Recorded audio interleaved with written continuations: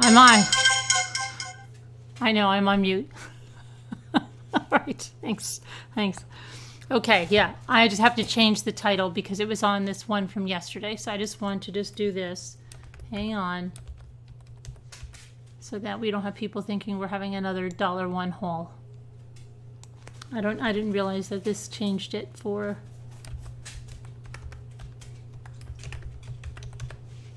Okay. Zoe, what are you doing?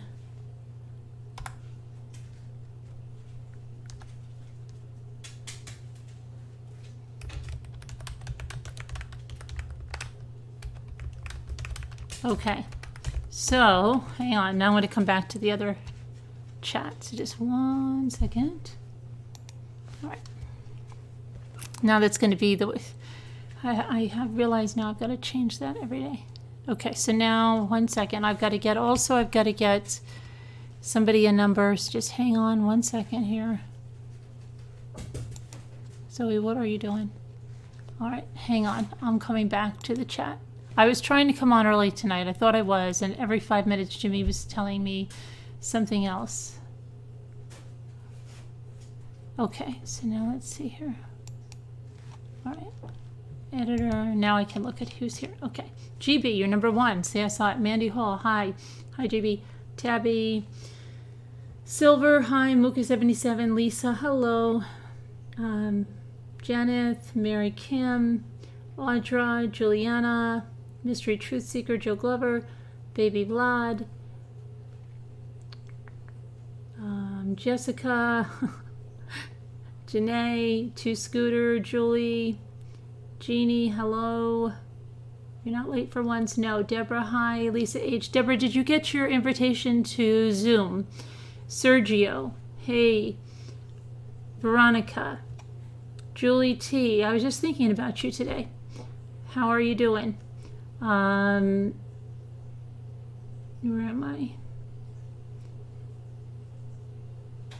Yours was crazy. Okay, Veronica. Bella Mac, hello. Bella Mac, I have something for you, don't I? I don't know what it is. Berg. Oh, I know what I have. Marianne, Tracy B, Lisa H. I lost people somewhere. I don't know. I lost my train of thought here. Now, a couple of things. Besides Scott Nelson, which there's not a lot to discuss in there, you know that it's going into deliberation tomorrow. So they could have a decision tomorrow, but I'm sure it'll be in by the end of the week. Bella Mac, I knew I had something, Bella, was suggested a couple of cases that I looked into, and I know a lot of you have, and I have them written down. I can only go into, so many at one time. So she said about the Roy Coons case out of Tennessee, and I've looked into that, so I have some things to discuss on that because that just had its opening statements today. And then Nelson, and then also from Bella Mac, I have 90 Day Fiancé, but I don't know. I'm probably going to make a separate video on that. I may talk about it a little bit here because it's very aggravating. She gave me the case of Ashley Benis. Do you know Ashley Benis, who had all these scams with fake husbands and fake pregnancies? She said her husband was a firefighter out in California when they had those massive wildfires, and then she started this. She's 28, but she started these scams back in high school. My chat's not moving, so there's something wrong here. Hang on. Oh, there it goes. So she started those scams back in her high school days. And Lisa, when you get here, Lisa Welker, she wanted to come on and just explain some things to you about the Dialect project. Okay. So I don't know, Lisa, when you're, oh, there you are. Okay, hang on. Let me just get Linda. I'm sorry. I got Lisa on the brain. Linda, let me get you please pull this up. PowerPoint. All right.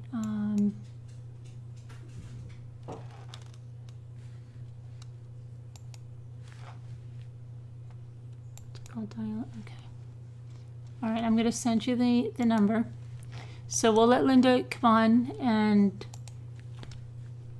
she has a little presentation.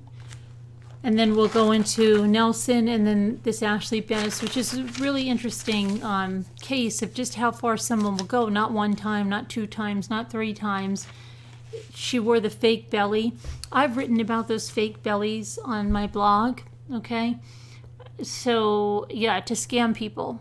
She scammed people that her husband was a firefighter. She scammed him that her husband left to care for his sick mother and left her alone with nothing. She scammed that her 2-year-old died of a rare heart condition and her husband died of a terminal illness, and that she was pregnant again. Yeah. So lots of scams. She got lots of donations. She got donations for the firefighters that she then turned around and sold and pocketed the money. So yeah, you really have to be aware. Let me see something here.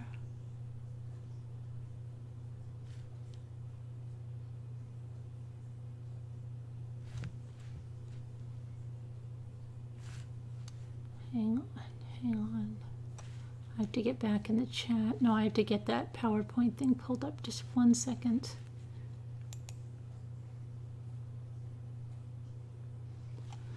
What is this called? I can't see the chat, so if you're talking to me, I just can't see it right now.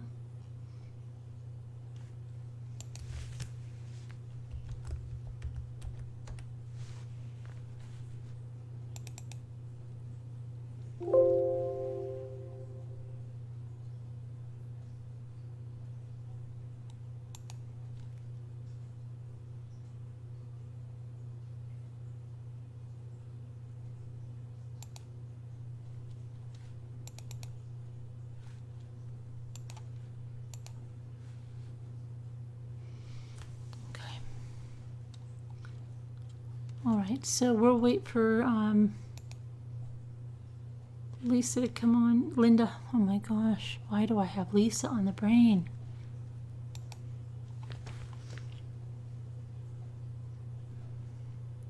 So let's see who else came in. Sharon, hi.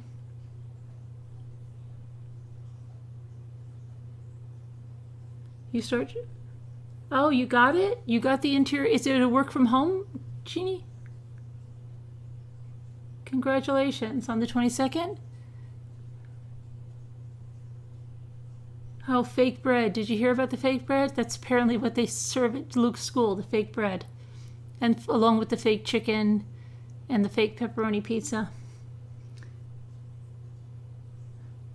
Oh, you thought you had a presentation, Linda. Hi, Julie. Okay. So I got Bergstrom. Melanie, hello. Still there? Where are we still? We just came in right now. Hey, D90. Trying to see who I missed when I was in the other. Great Aunt Shmita. Hello.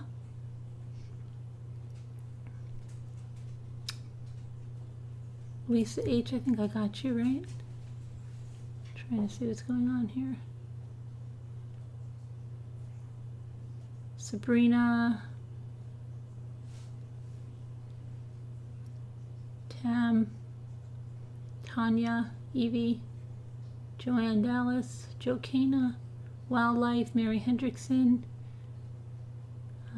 Patricia, hi. Margie, hello. There's like 40 new people since I went to 45 new people since I went in the other room. I want to say since then, and I don't feel like I just pulled up 45 new hellos. Catherine, hi.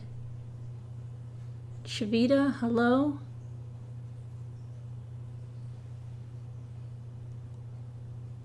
Cowgirl up high. Catherine, I got you, right? You got me 3 times?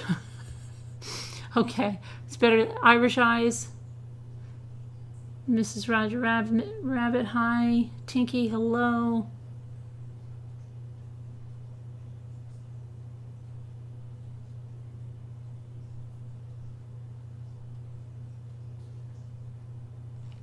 So, Linda, did you get the number? Great day, Christo, on the lake. Yes, hi, Christo. It was a beautiful day on the lake.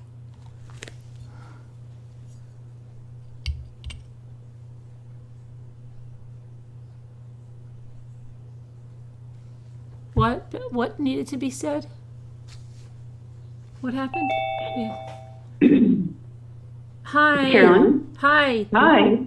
How are you? Hey, fine. I haven't quite figured out how to do the on-camera Zoom, although it seemed like I was working at okay. Let me turn off this.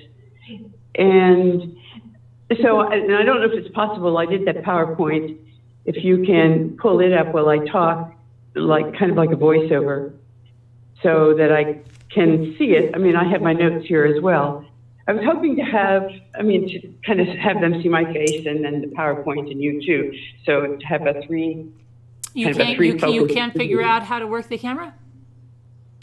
No, I mean, I have the Zoom app, and then I saw the number, and so I touched the number, and it showed me my face, and I didn't get any response from you, and I didn't see myself on my screen on my TV. You don't have a little, is there anything like in front of you now that has a camera that has like an X through it that you can click? What I have now is, because I called you on my phone, just the phone. Oh, okay. I can go back and see if I can try it the other way, just try it through the camera, and want me to try it that way? Because I really would like to learn how to do this. Yeah, I know. Yeah, because you would have to be. Yeah, so you want to just try it that way and just see if you can do it. Yeah, let's do a little experiment so I can learn it. Okay. Okay. Okay, bear with me. Thank you. All right, no problem. Bye. All right, bye. So let's see. Well, we're waiting for her to get the camera. Let's see. Hey, Angel Callie. Hi, Danielle. Now, everybody, I'm going to check the, I sent out a bunch of, Maddie, Jean, hi. I sent out a bunch, Jenny Jo, hi. Oh, there we go. You got you. That was fast. That was quite fast. Can you hear me? I can't hear you. Check your mute. I need my chalkboard. Where's my chalkboard? Where is my chalkboard? Sharon, did you take my chalkboard?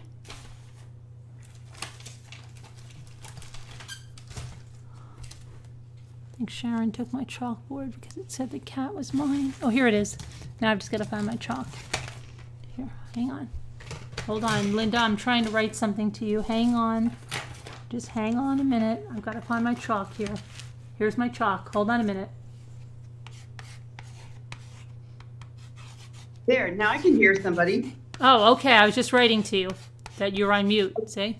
Okay. Okay. Okay. So now you can see me. I can see you. Okay. And the chat can see me. Yeah.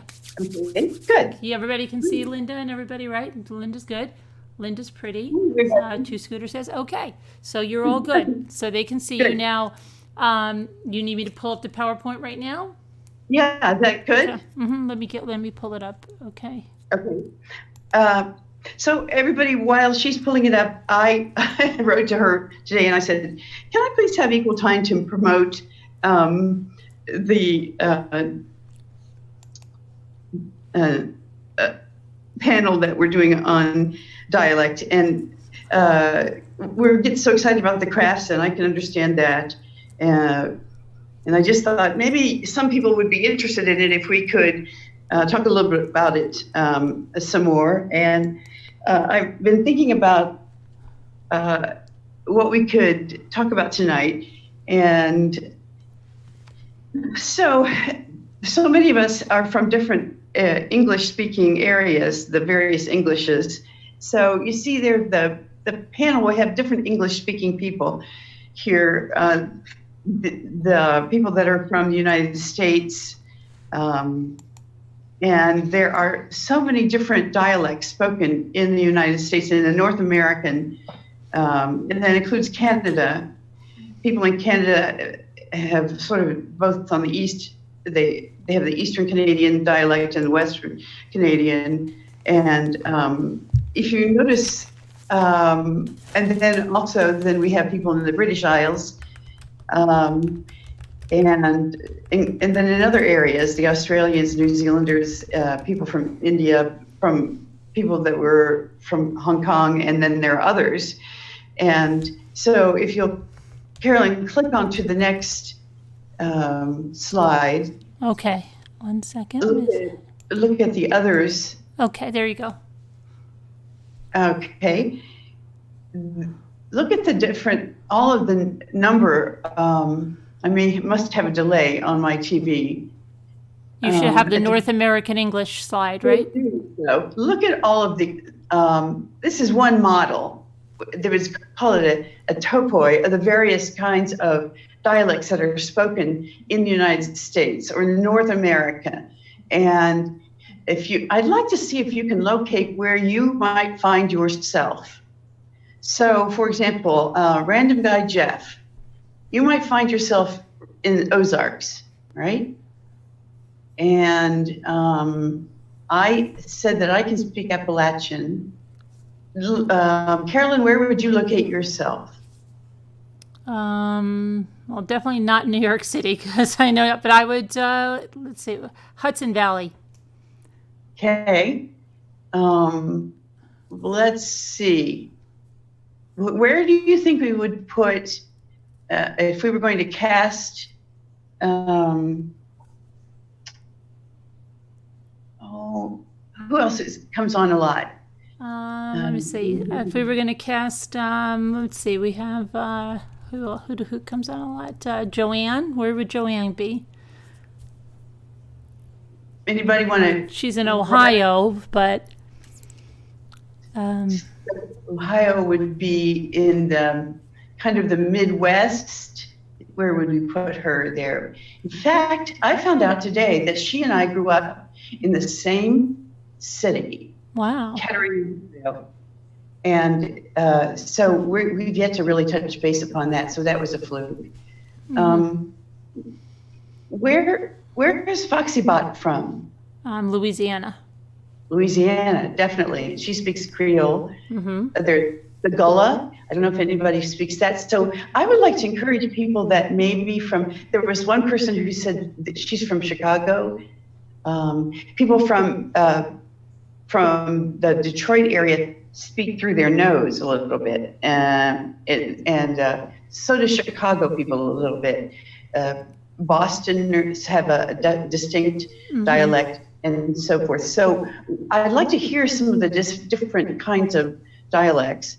And if you're interested in just reading that little passage, all you'd have to come in and do is read it just through the telephone. You wouldn't necessarily have to be on camera.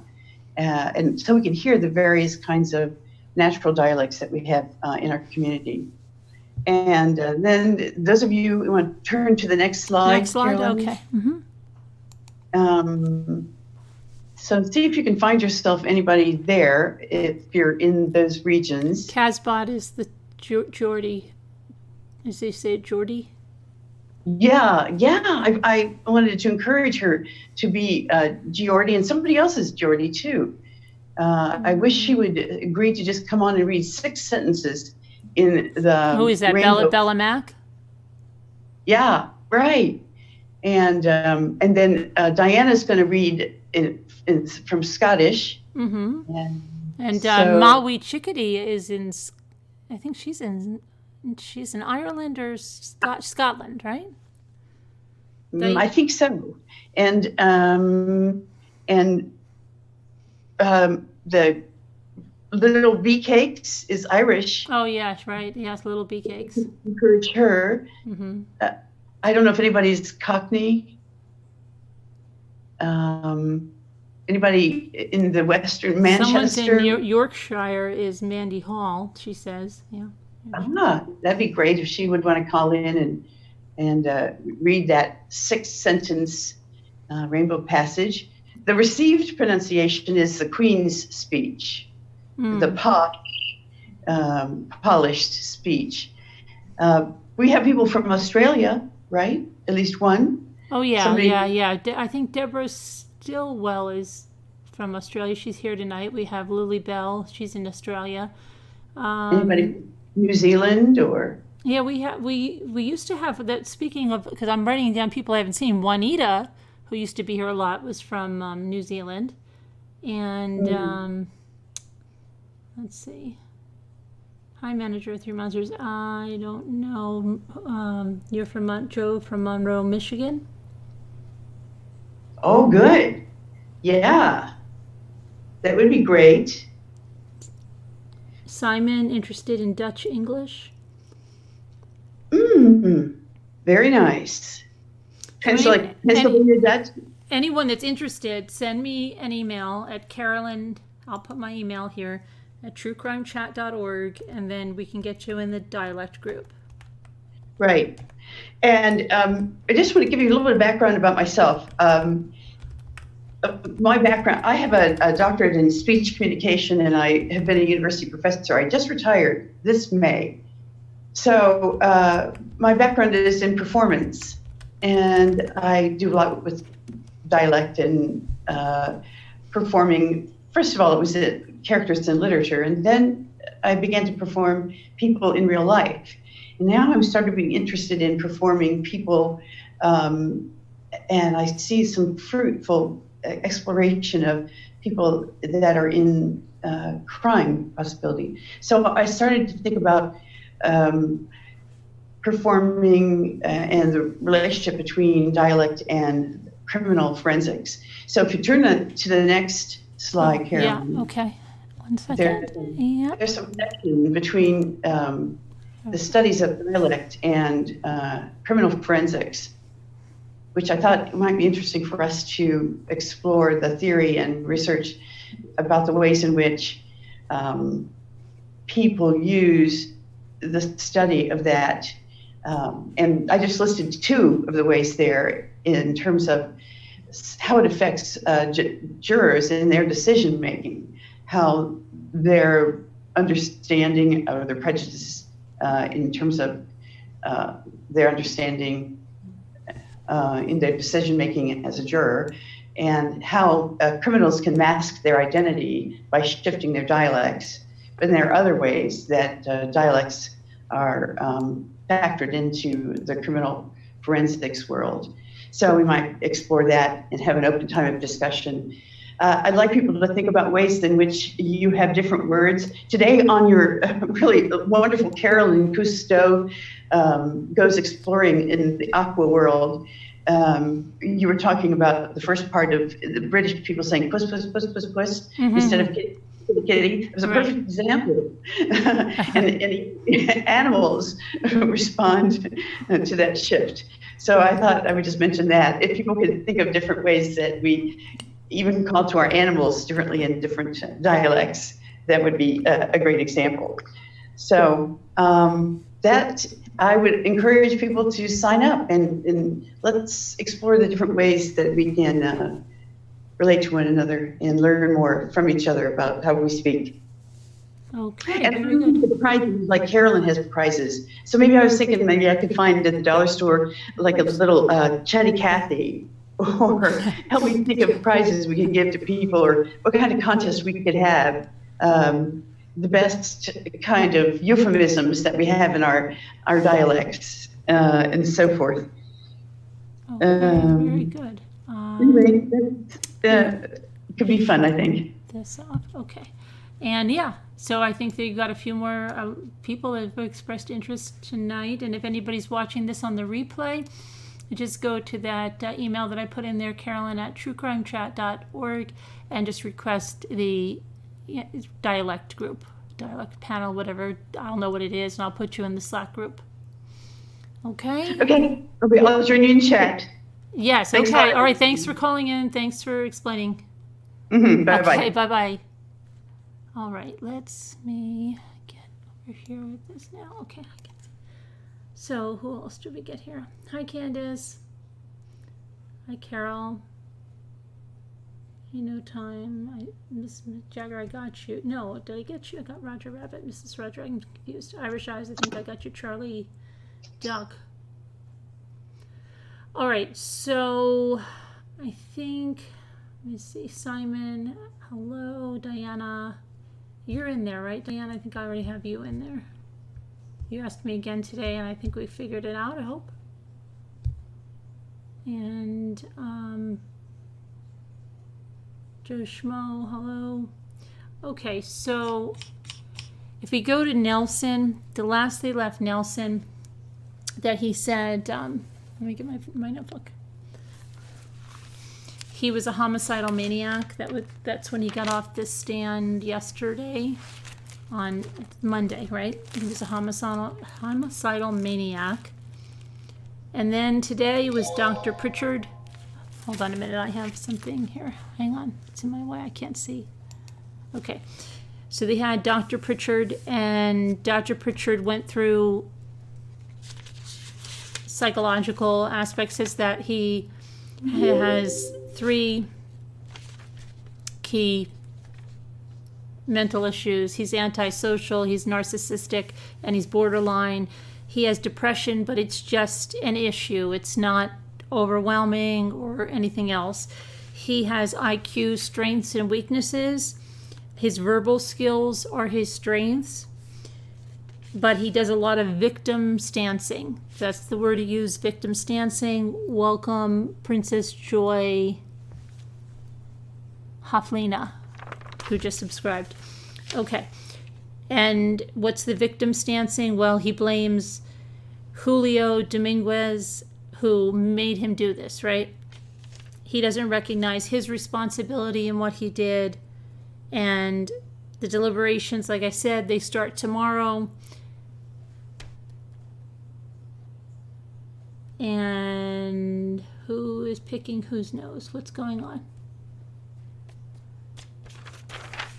You have no idea why you're state. I don't know either. I don't know. Deliberations start tomorrow. They could have a verdict tomorrow if they're as quick as the other trials we've seen lately. But I'm sure they'll have it before the end of the week. Okay, so any questions on Scott Nelson? Any additions to Scott Nelson? Any discussion at all on Scott Nelson? You have jury duty on August 5th. Hey, Jennifer. Prim Proper, I haven't seen you in a while. You know who I haven't seen in a while? The one that I used to call Femme, and her name is Fern, right? I haven't seen her. You Go Girl. Where's High 69? He came back. I never got to see what was wrong. And now I don't see him anymore for a few days.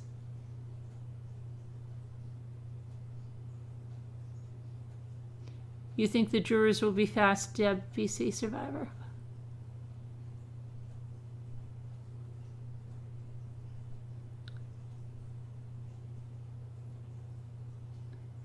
Anybody else on Scott Nelson? Hey, Claire, how are you?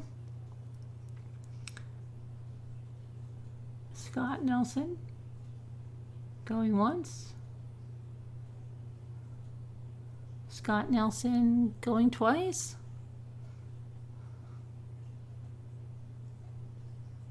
You needed to get some sleep. Scott Nelson, going 3 times. So you think he's a maniac? Ooh, you got that in right in the nick of time, Elmac. He was almost out of the a homicidal maniac, right? So he just obviously wants to get on death row and get his own cell. Not worry about walking around registering for homeless shelters, trying to find a job, trying to get his medical issues solved.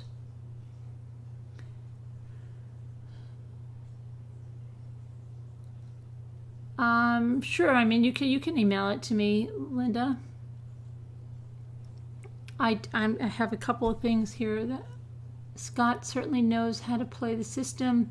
He's been playing it for years. So yeah, I think Scott wants the death penalty.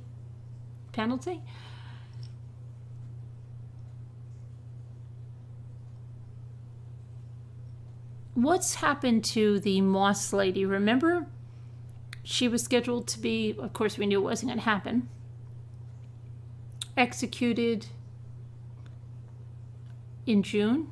What happened? Did they go back and then did she file an appeal? What's going on with that? Is anybody following that?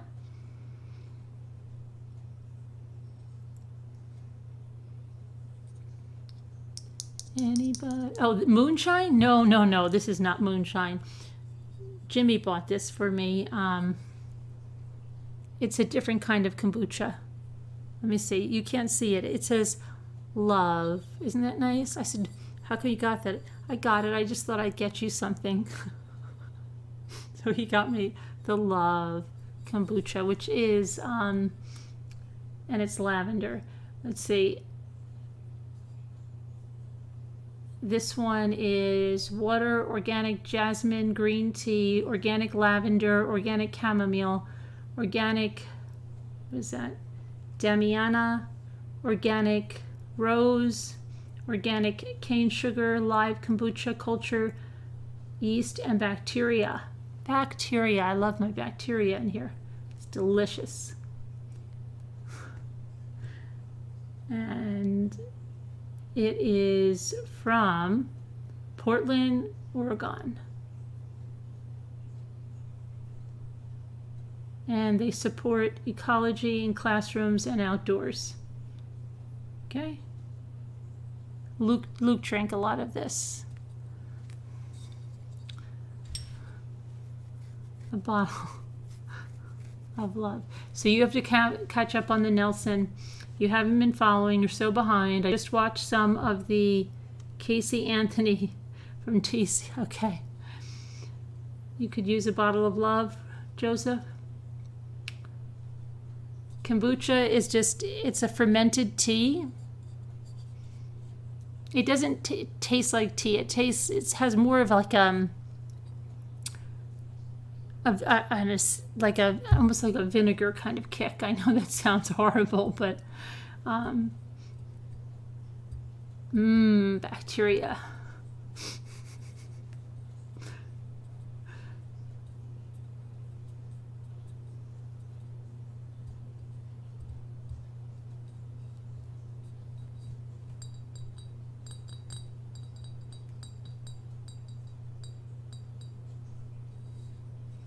What about the scam artist? Yes, we're going to talk about the scam artist. I have to get Nelson off the table first.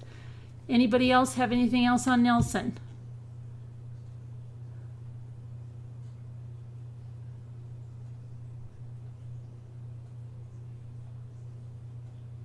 What's the difference? Okay, Erica. What's the difference between inmates on death row and the rest of them as for... Okay. There is a big difference. If you want to hear some of the things in one of the prisons, you could go to the... Let me just guess. Everybody asks me for this when I say it, and I think it really is, if you go towards the end and you listen in Longo's own words, which I'm reading to you, about the differences in death row, I think you will find it enlightening. So I'm just going to put the link to that video because everybody asks every time I bring it up, then what's the link to that video? So I'll just put that one. But there's, first of all, your own cell. Okay? So he wants that. He doesn't have to worry about anybody going after him. He also wants his medical care because he has to have his colostomy reversed, right? And now, there's other things with death row where they don't get as much time out, but with Longo, he gets to use the phone. There's a lot of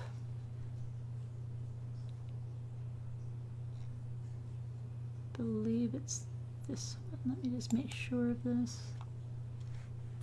Hi guys, how's everyone doing tonight? Hold on. So I've got some stuff to bring you. Gosh, I look like a lunatic in this video. Okay, hang on. Gingerly from their sleep, one at a time. Yeah, this is it. Car seats. Okay, I think it is. Let me see. It seemed intrusive in his life. We see parallels to parents we don't exactly know. Okay, I'm pretty sure it's this one will tell you about death row.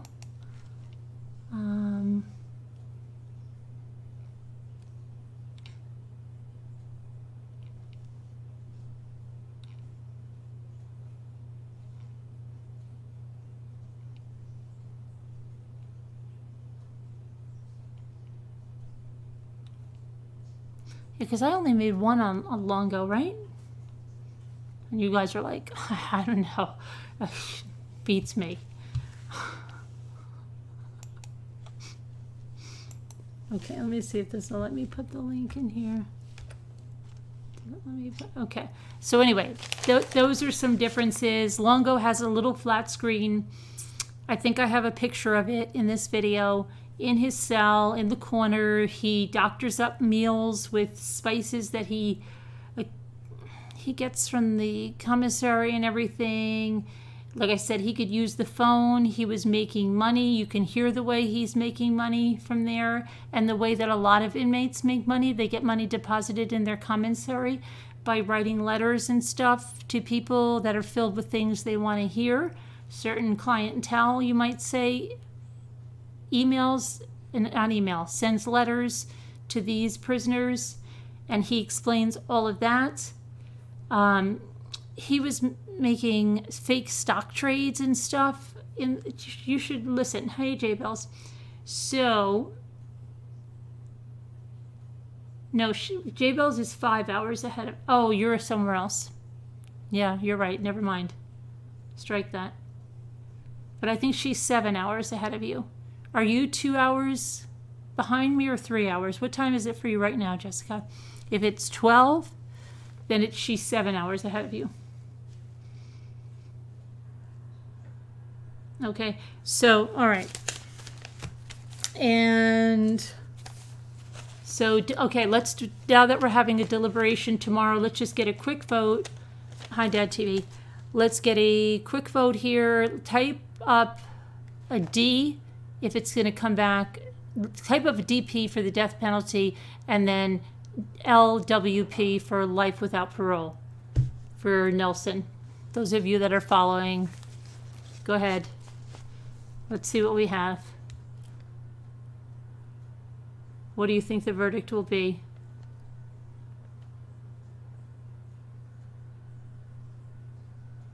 Okay, so far we have DP.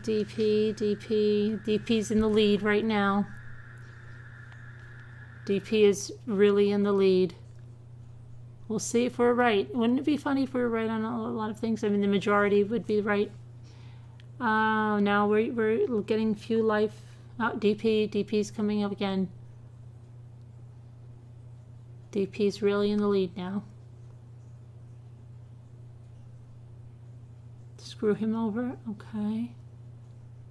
DP. Hi, Sandra. Hey, Kathy. Sounds like we're racing. I know. Got DP coming up. DP's head and shoulders.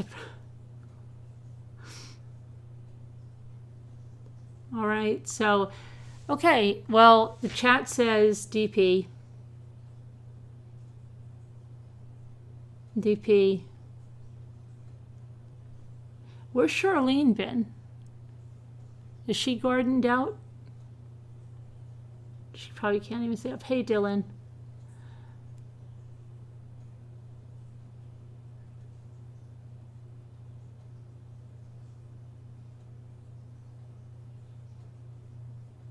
Jessica, hello. All right, so we're all done with that vote. What would you say? DP has it. We'll see what happens. Okay, next one.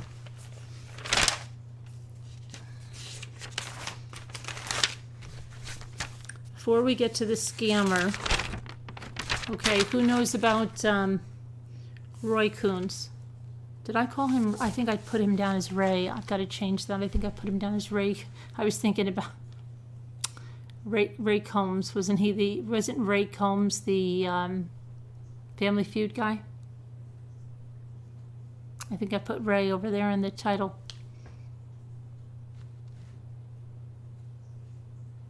I gotta change that because it's driving me nuts. Just 1 second. You guys talk amongst yourselves. Just put up that you know about the Roy Coons case. Now I'm not gonna stop saying it at all. It's bad. Okay.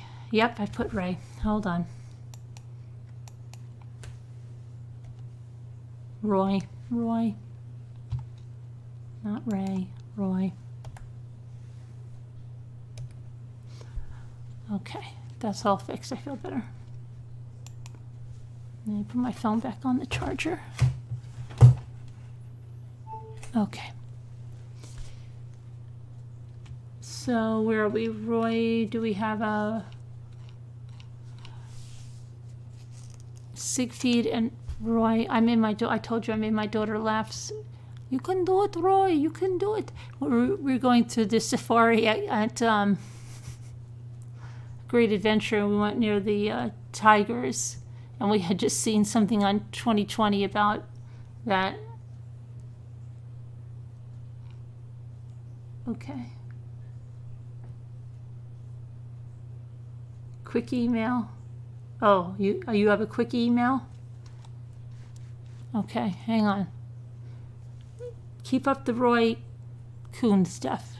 Nobody knows about it. No one knows about it? I'm checking on a quick email.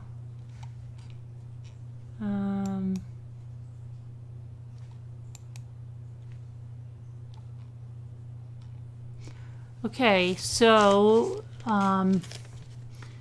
random guy says inside a detention center in Japan looks almost like a hotel conference room, right? But the first room here is where the condemned has a last meeting with a priest prior to execution. The second photo shows the marked trapdoor on the floor behind the curtain. And finally, a statue of Kannon, the Buddhist goddess of mercy. She was sentenced to death for refusing to marry the husband her father chose for her, but the executioner's sword broke before he could harm her. She will be one of the last faces a condemned prisoner sees. They go blindfolded to the room where the hangman's noose awaits them. After visiting the M.O. death chamber and viewing many more online, I can attest that Japan's final rooms are like the Ritz-Carlton in comparison. However, their procedures leading up to and carrying out the death sentence are much more efficient, and the prisoner never knows when it is coming. I only see one picture, but I will put it up.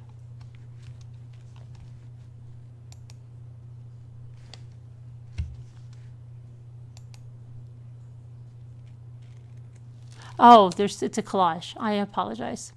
All right, so this is where they have their meeting. And what is this over here, you said?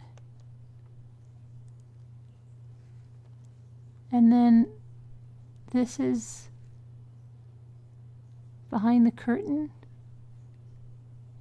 And this is a photo they have up of this. A statue. But that looks like it's outside. Or you just put up a statue and they don't show. Okay, I think that's what you did. Okay, and then you said the second photo shows the marked trap door right here. Okay. All right, I see. Yeah, quite different. If you want to see some, there used to be on Netflix. Oh my gosh, I don't think it I don't think it was a true story or not. Did you see the one where the Chinese girl tried to fight for her brother who was going to be executed in China in the gas chamber? I can't remember if that was a true story or not. I don't think it was a true story. But you could see their procedures over there were nothing like this. Okay. So, I wonder, random guy, how many people are put to death each year in Japan? And how quickly are their sentences carried out on average? Perhaps you could do some data mining on that. And my gosh. Okay. Let's see here. I'm just looking what a mess things are behind me. Okay. What is going on? Okay. I don't even want to know what that's about.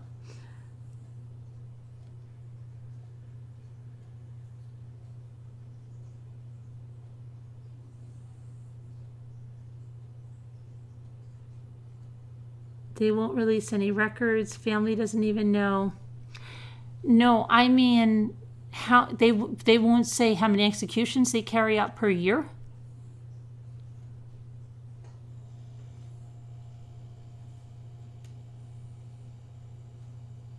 You're doing a word game and you're stuck. What word rhymes with host?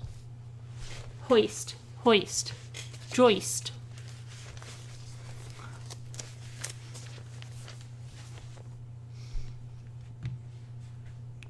Moist.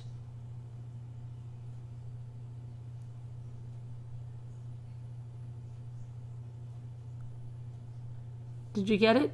Is it right?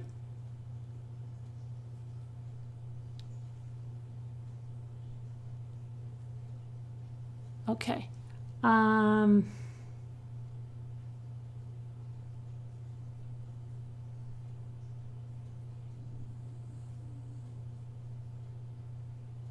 Kaka.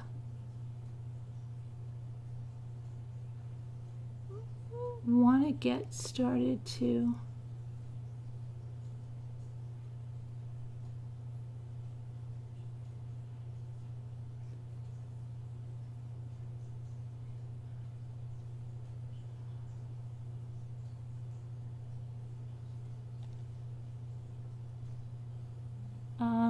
yeah, but I the Epstein, yeah, but I have to, I'm going to go off what I have here right now first, then we can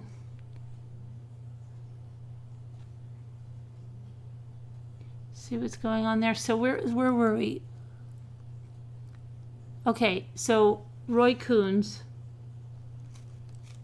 I don't know, I guess none of you know about it. You should check it out. Opening statement started today in it, okay? You can watch it on this same crime network.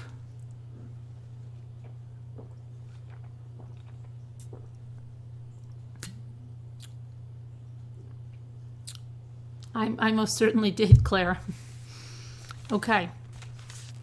So, what happened there was that there was a mobile home park, and this girl, Johanna Arteaga, 12 years old, lived there with her mother and her two siblings. It was August of 2017, and her mother, I'll give you the details on this, the timeline I have. 1 second, I have that out.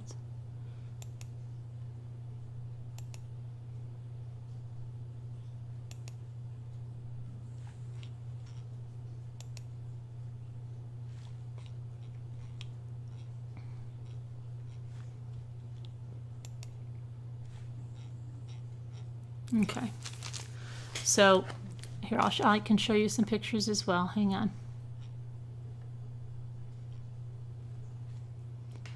Okay. So this is the entrance to the mobile home park.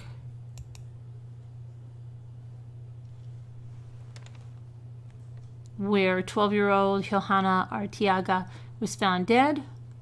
And here's what happened. Let me get my timeline.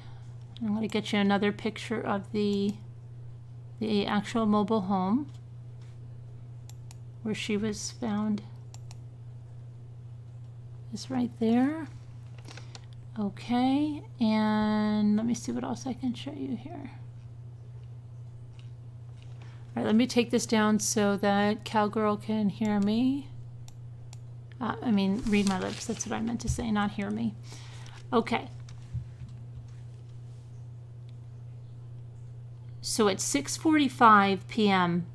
on a Thursday, that was Thursday in August 2017, the mother and two siblings went back to the mobile home and found Johanna dead.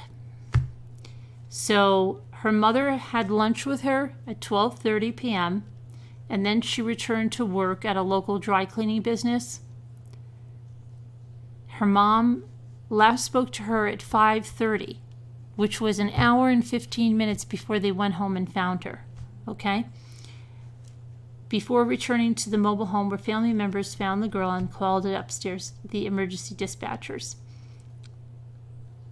Oh, excuse me. It wasn't. It was the family members, but the mother had spoken to her at 5:30. That's right. The mother had spoken to her at 5:30, so it was an hour and 15 minutes, and I believe it was the two siblings that found her.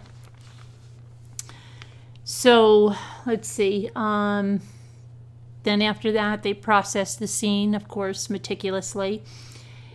And the problem here in this case is that I believe they first arrested someone else, and then they found the DNA of this Ray Coons all over this place. But they don't have any eyewitnesses that saw him go in or out of this mobile home. They don't have any cameras that show him in or about this mobile home.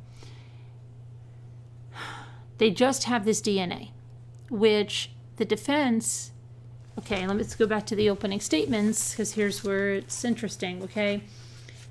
The assistant DA for the prosecution, her name is Pamela Anderson, and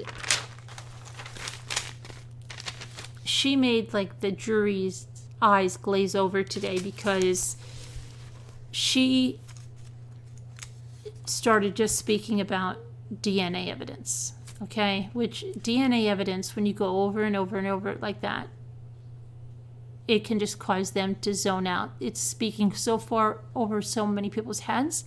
Even the prosecutor doesn't, have this knowledge, okay? It's not a layperson's knowledge. So she just went on and on about this and said that they were going to get very dense testimony about DNA evidence from 3 experts in this case. So it really wasn't, like I said, even, could have worked really good because they got a glaze, you could tell, okay? Now, the defense went on and they said that, and his name, the attorney there is David Hopkins, said that Ray Coons and his father, Ray Coons' father, is going to testify, had done many odd jobs in and around Johanna's trailer before she moved there. And that's enough to explain DNA being there from Roy. Oh my gosh, this is going to be ridiculous.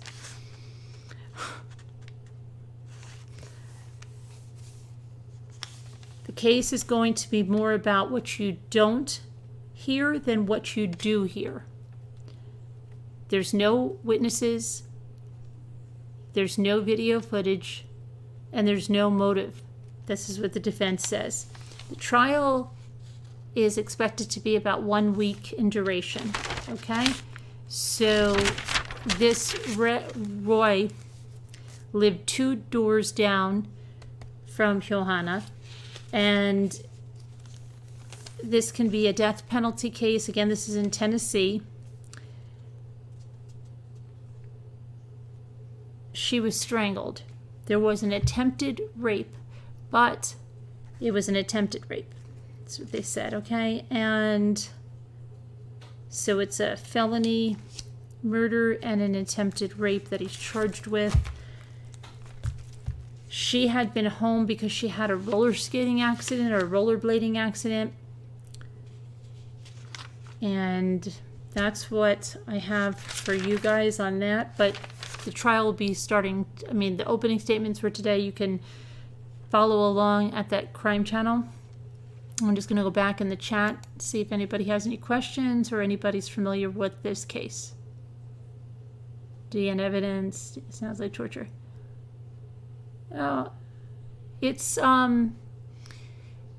you know, it's over a lot of people's heads, especially if it's presented in a way that makes their eyes glaze over.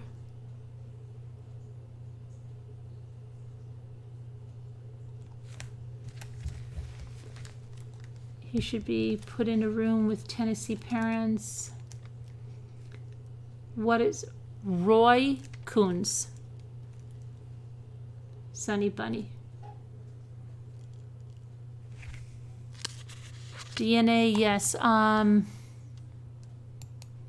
me see, I'll tell you what we have on the DNA here. Hang on. Ouch.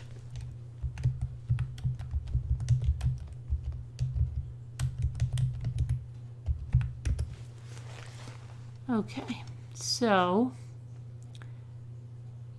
yes, trace DNA matching Coons was found on Johanna's body. Okay, and her mother didn't have to go to work till about noon. It was August 10th was the date, and let her daughter Johanna stay home from school nursing a hurt ankle that she hurt in that rollerblading. They were back in school in Tennessee at the time, but her mother let her stay home. She made sushi, her daughter's favorite food, and the pair sat down for a precious few minutes before the mother went back to the dry cleaning business that she worked at. Now at 4:15 p.m., Johanna sent a text to her mother in Spanish, said, "Someone is knocking on the door." And when the other two children returned home to their mobile home, they walked into a crime scene. Okay? Now, here it says there's a discrepancy in the time. So, in some places, it says 4:15. In others, like I read to you, it said, what, 5:15? I just read you the other one. So, you never know, but I mean, it's not far off from when she was found, either way. And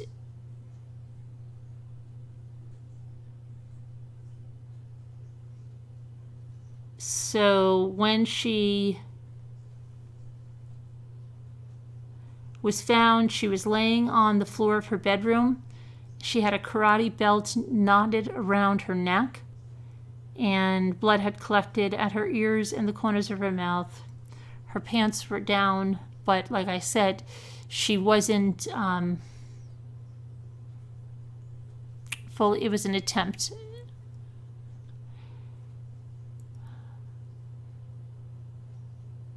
And several suspects were considered before Johanna's neighbor, Roy Coons Jr. Roy Coons Jr. So his father's Roy Coons too. But he was charged with first-degree murder, attempted rape, and especially aggravated burglary in this case. He's facing these charges, and prosecutors say they have DNA evidence that links Coons to the crime, including trace DNA matching Coons that was found on Johanna's body. They also pointed to Johanna's text message saying the man who knocked on the door had worked in the yard. That's what her mother testified to, and that Coons had done yard work for her for a few months. During opening statements, I went over that with you, going on the DNA. And so, yeah, I mean, you can start on that one. We'll discuss what happens daily in that. Okay, and let me go back to the chat. Any other questions? 12, 2 Scooter, she was 12. 12, Tinky.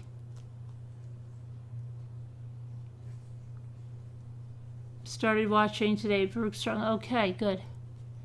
You'll be making a profile pic tomorrow. Okay, Simon. You'll be watching tomorrow, Deb. Okay, good. Tennessee, yes, Joe Cana. Tennessee. What happened at Disney? What happened at Disney? Something happened at Disney?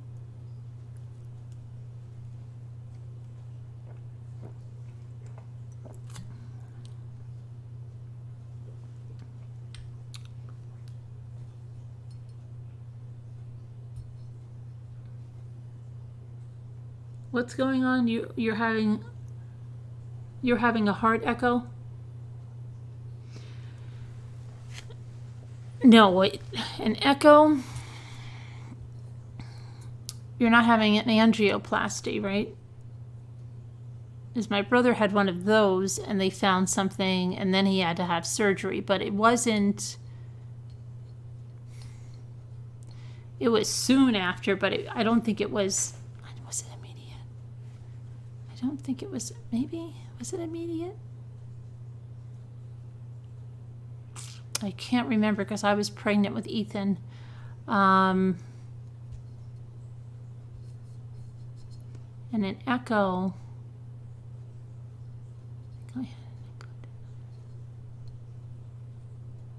Pretty sure I had an echo when I was pregnant to rule out mitral valve prolapse since my brother had it and my sister had it.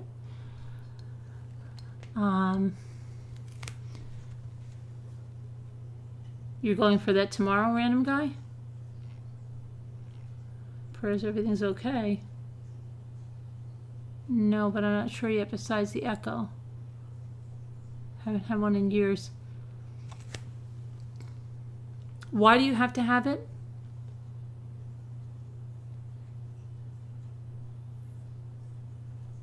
Even if the DNA is technical, the jurors should be able to understand the basics of it, where they found it especially. In private areas, the Disney fight is absurd. So many things wrong with Disney's response. Disneyland or Disney World? Did this happen today?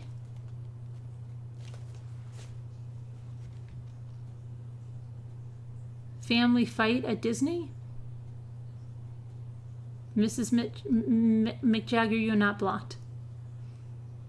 Thanks for covering. I'm listening en route to work. Also check out joins senior interviews. Joins senior, okay.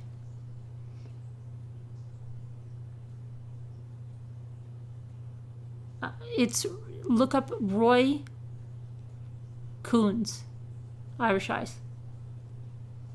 Law and Crime, right, network. You can watch the trials there. All right.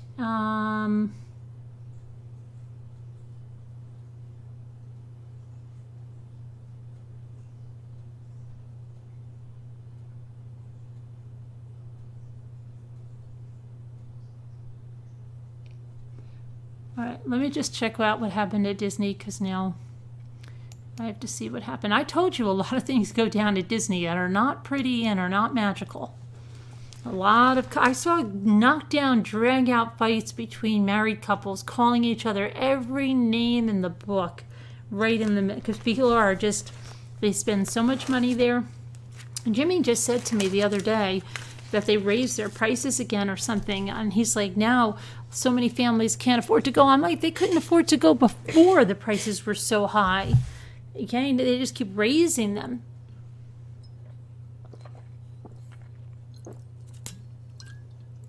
I've told you the story probably, right? I wrote this scathing post about Disney. When they raised their prices, the last time, and we were in like a terrible recession and everything.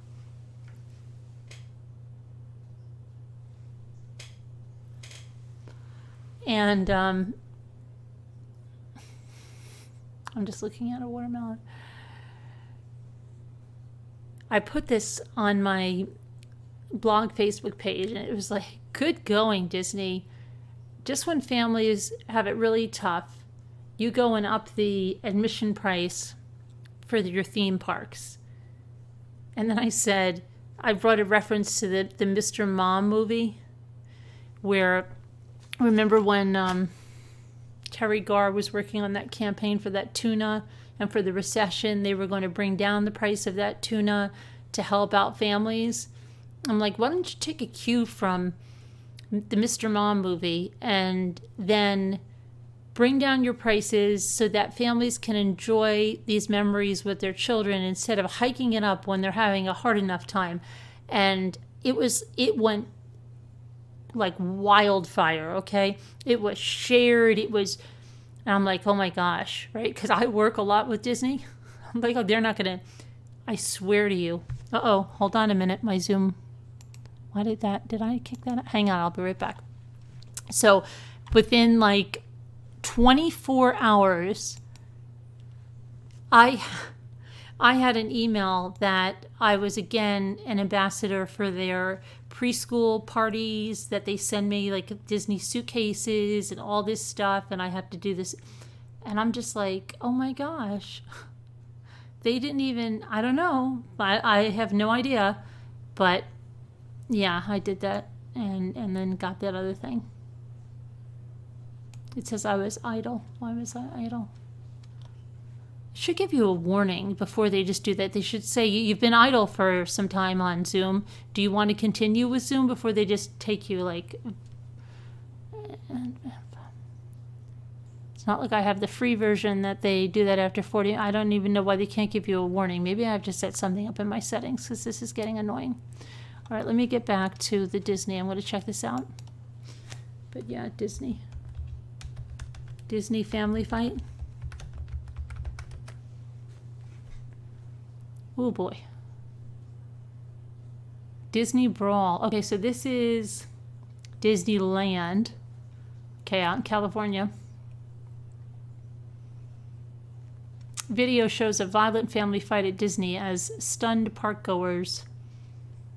A violent fight that was captured on video broke out Saturday morning among family members as horrified parkgoers ushered children past the "hitting a woman is not right" Disney visitors tried to break up the family brawl. Feuding family booted from Disneyland following brutal fight caught on camera.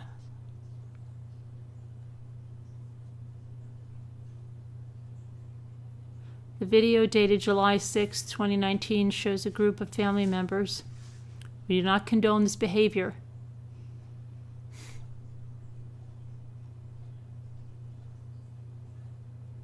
Police investigating family's Disneyland fight after it went viral. So it's a California family could soon be in legal trouble. Where are we? After they had a complete meltdown in full view of a camera. Oh, and a lot of witnesses this past weekend visit to Disneyland, according to authorities. The release of that footage has prompted police to reopen an investigation into the brawl. Officers had originally been called to the park on Saturday to aid in the breaking up of a violent fracas. Anaheim Police Sergeant Darren Wyatt said that the whole incident began with a quarrel between a brother and a sister. Oh boy, sibling rivalry. But then it shortly escalated into an event. We don't even know if the brother and the sister were adults, right, or kids.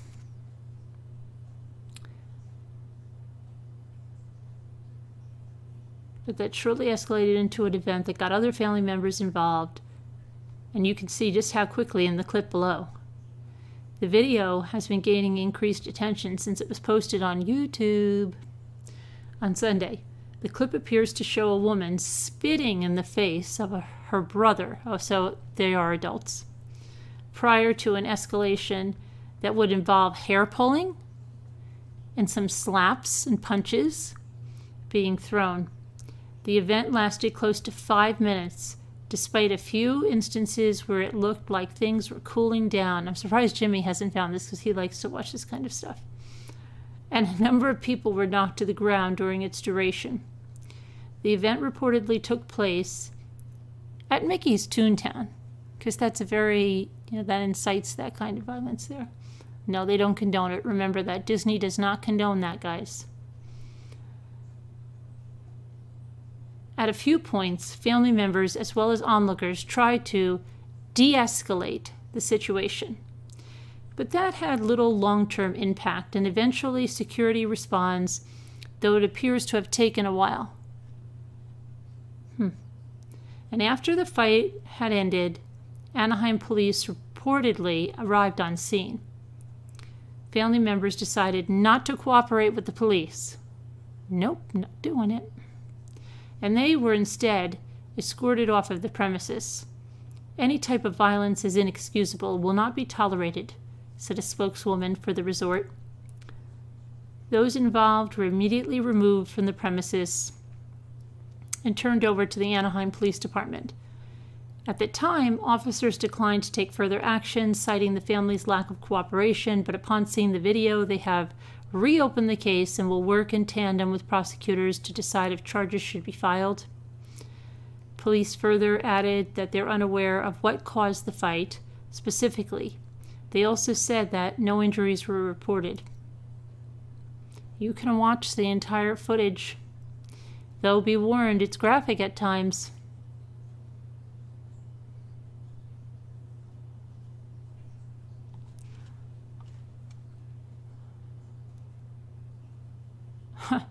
I'm just looking at the related stories for this. Okay.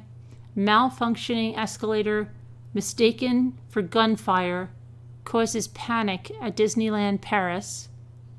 Power restored at Disneyland after leaving some guests stuck on rides. And then this one, Dog Day afternoon. Disneyland Pluto injures boy. Why is he afraid of dogs? Well, when he was 3, there was an incident with Pluto at Disneyland. He's never gotten over that. He's 25 now, and he's deathly afraid of dogs. Dang Pluto. All right, let me get back to the chat. And then we'll go on. Now we'll talk about the scam artist if there's any more Disney talk.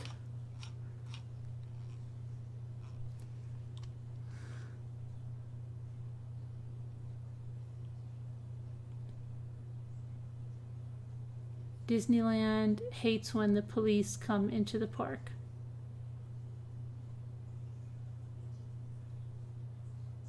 It's horrible. Watch it. Yeah, I can't watch it now. It won't be good. People need to read about Walt a little more. Not the nice man you think.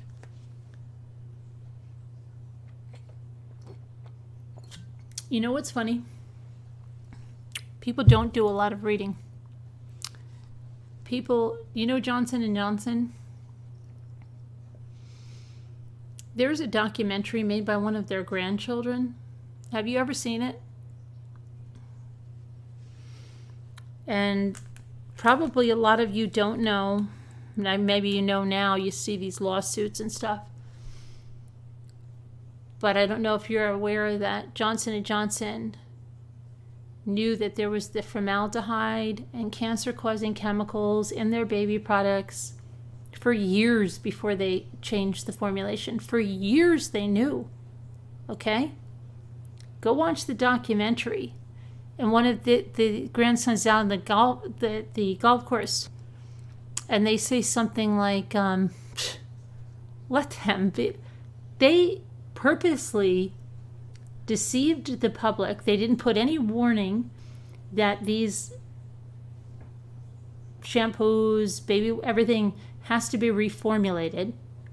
They said they addressed that, yes, the levels of this stuff is too high, but they needed time in order to make a reformulation for those products. And in that time, which was a number of years, they continued to sell the products. The FDA could care less. Everything was sold in the shelves of every store, just like usual. No warnings on anything.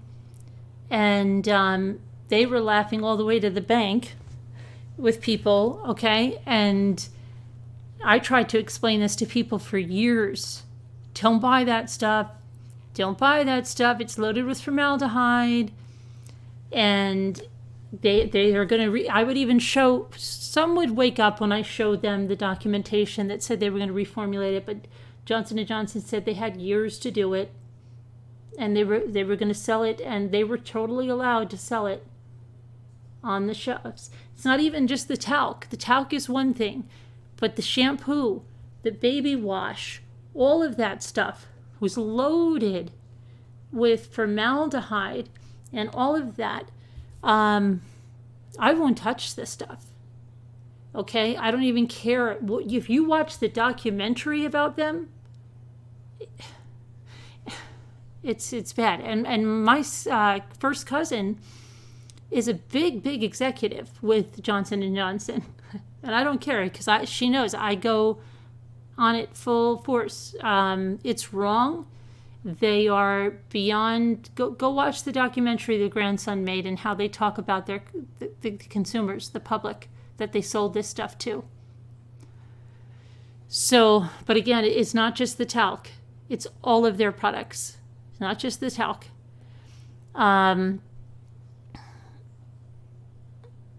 Dangerous stuff. And so, yeah, they sold it for years like that. And then they made a reformulation like a couple of years ago. But who knows? I wouldn't trust them at all. Because it could just be another thing that they're just waiting. They've snuck something else in there. I haven't touched one of their products in years and years and years. Burt's Bees. Do you know who markets that? It's very important. Tom's of Maine. I could do a whole thing on this stuff because I know. Check it out. Check out who's behind Burt's Bees and who's behind Tom's of Maine. You have to be very careful. Just because something says it's natural, look what company's behind it. Now, I just see that a lot of them are saying, okay, and their soaps, like we put the essential oils in, we put this in. You have to make sure. The 1%, yes. Check it out. I mean, don't just blindly, they're laughing all the way that these people are buying this stuff. And they're on a golf course and they're not using it. Believe me, they are not using it.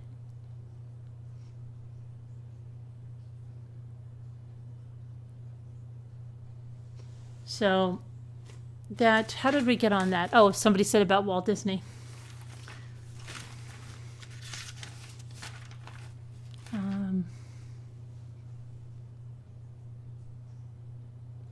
Yeah, you have to be really careful, Diana. When my son was diagnosed with Hodgkin's lymphoma, I reevaluated every single product I used. No more bleach, no more chlorine bleach. I won't use it anymore. I got rid of nearly every single product. I won't use them anymore, like the ones that I used to use, because he had there was no hereditary factors for him to get Hodgkin's lymphoma. Okay? So, that's it. I changed everything. I felt like, oh my gosh, because I used to use a ton of bleach. I used to use different products on my kids, and I won't do it anymore. Yep. Owned by Clorox. Check out Tom's of Maine.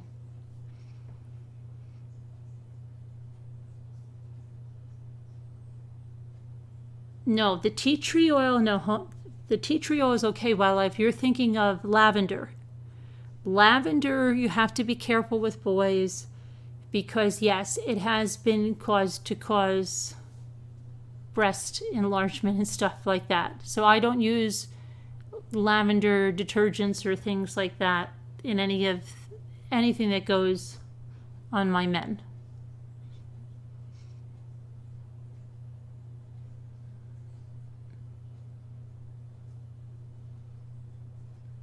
Bleach?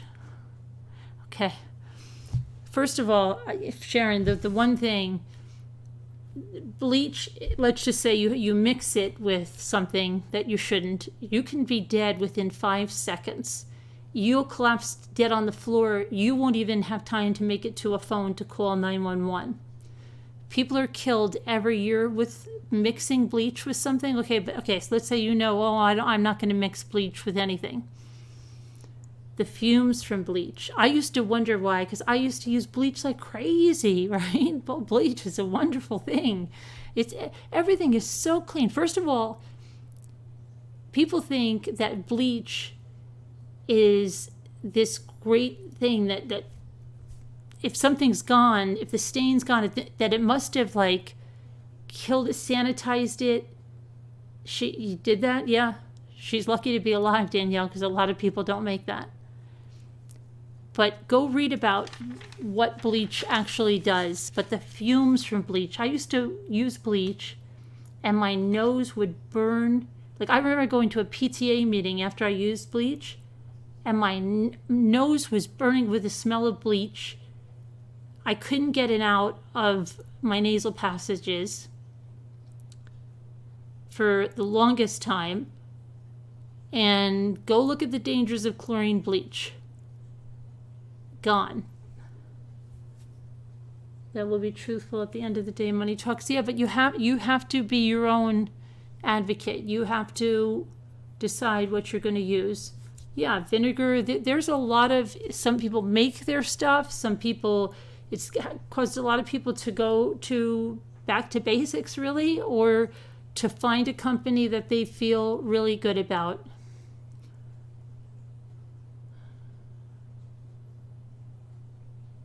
Yeah, of course, yes. China has the lead paint. You have to worry about toys too, and all kinds of things. Mini blinds, the dust on mini blinds, that was another thing that was causing lead poisoning. Yeah, I couldn't stand that. I didn't know what it was, and I was still using it. Rubbing alcohol, yes, that works as well too. Hydrogen peroxide works well too. Baking soda.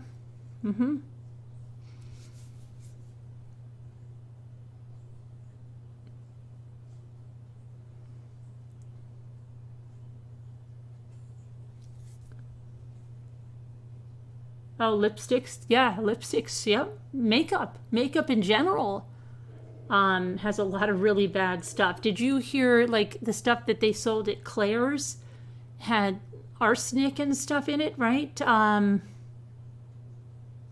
Didn't it have asbestos as well? It had something cancer causing in there. And then you have to be careful what you buy. Absolutely, Debbie, do. You absolutely do. Nail polish remover, right? Yeah.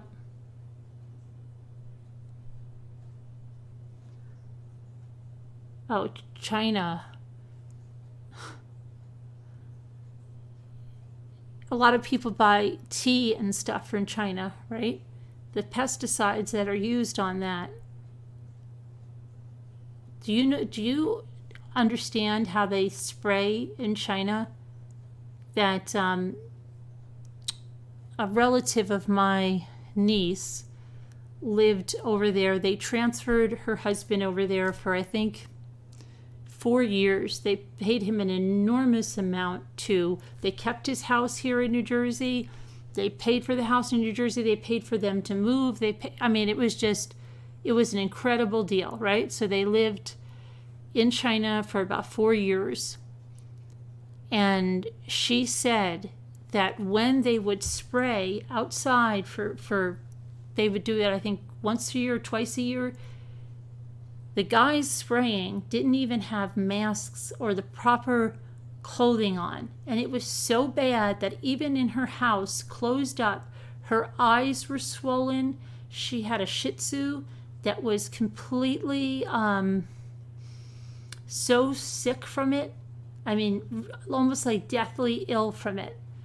And she remembers looking outside and seeing these guys spraying without even masks. They don't care about them at all. Okay? They don't. What's wrong with things from where?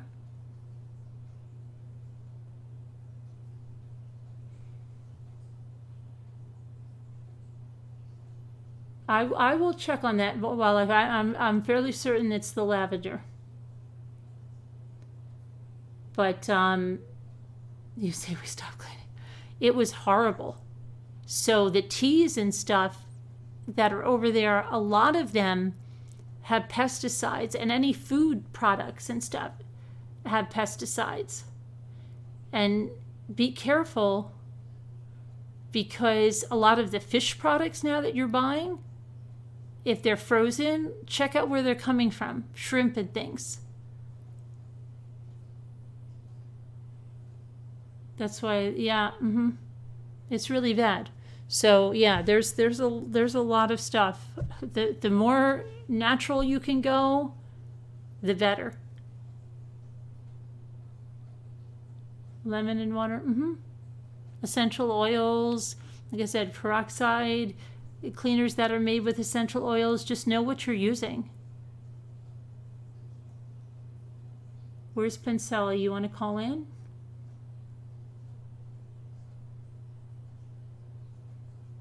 Who wants to call in? Pencella?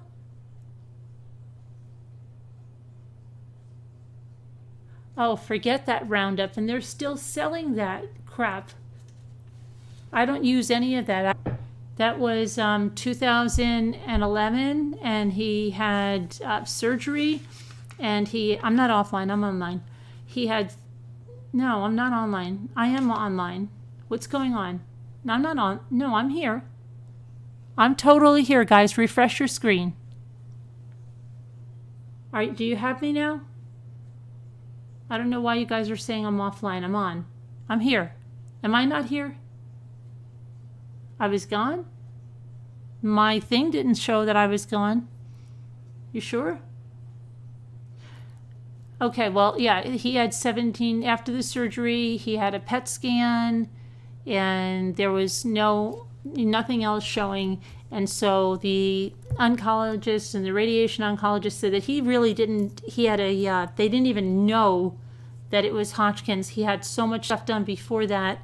And he didn't even, whatever the Hodgkin's lymphoma is, he had the best, I know it sounds like a Curb Your Enthusiasm, the best kind of it, but he had it wasn't even considered a stage 1, okay? That's how everything came back inconclusive. The needle biopsy came back inconclusive. Everything did. It wasn't until they sent out to pathology. So the doctor said he wouldn't need anything, but I said, if it was your son, what would you do? And he said, I would do 17 days. I'd blast his neck with radiation where they got it, and I don't think he'll ever have a reoccurrence. And Hodgkin's, like the radiation oncologist told me, don't even call it cancer, just call it Hodgkin's disease. And the majority that have anything like he did and have the results like this would never have it's like 90, like it's over 95%.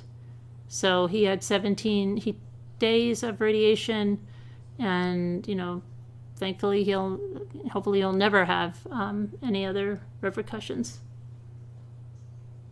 So, but anyway, yeah, you have to be careful of wildlife with essential oils and pets. You have to know whatever you're using. Just because an essential oil doesn't mean that, some of them have to be mixed with carrier oils. I use a lot of essential oils, but you have to know about them. Was he treated at Sloan Kettering? No, Mama. They saved my grandmother's life, Sloan Kettering. We had a wonderful oncologist over here. He was great. He would call me if my son had a PET scan before I was even home. He was on the phone with the results himself, not a nurse, not anybody, himself. Even if it was just a blood test, and he would call.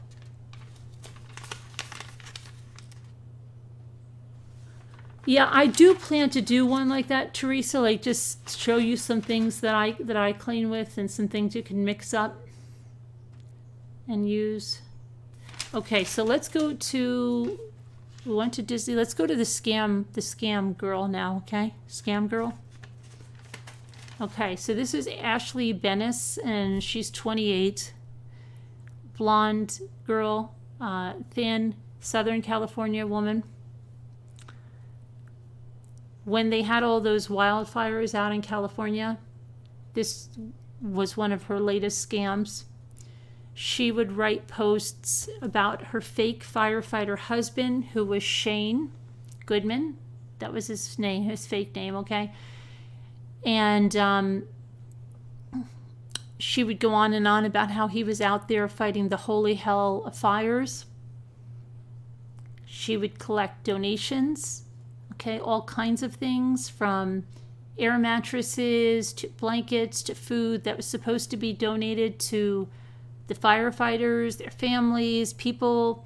She collected it all, and then she sold it, okay? She pocketed the money from it. She loved to pretend she was pregnant, and she did this as early as when she was in high school, okay? So when she was in high school, she told everyone she was pregnant, and she got a bunch of stuff then. So her scam started. Mommy, listen, stop for just a second. What is it, Linda?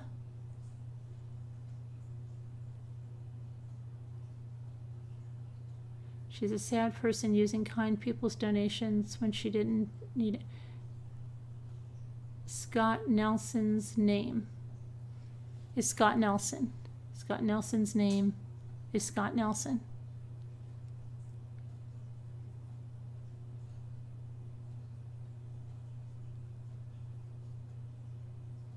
You put a wee video on your channel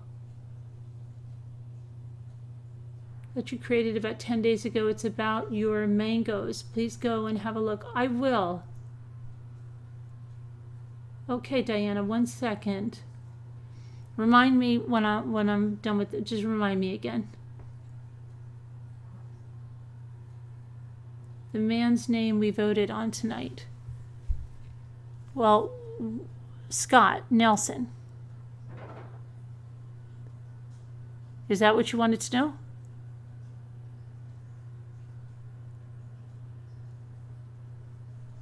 And YouTube, what? Erased it immediately? What? And YouTube erased it?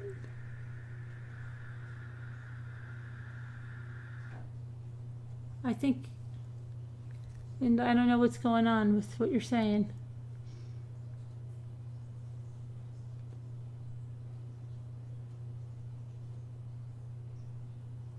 YouTube erased what immediately? Linda, what did they erase? I don't get it.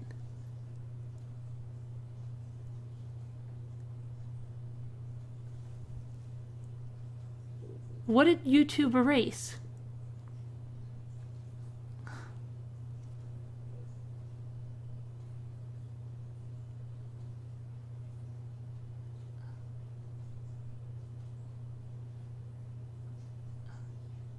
I'm lost. Where did they erase it though, Dylan? What do you know what she's talking about?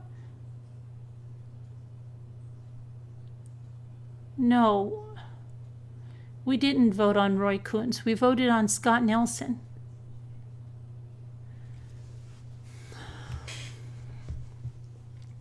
Linda, what did they erase?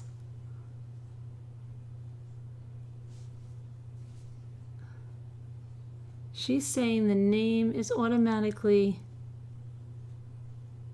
No, it's not. Linda, I have a lot of videos with Scott's name.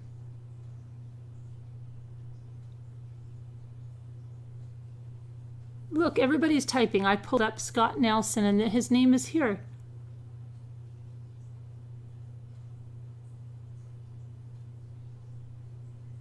Oh, that just could be because that is something that we banned in here. It's not YouTube, because we had someone using that in a very derogatory way, so it's probably in our banned words. That's probably why it's doing that. But that's not YouTube. That's us.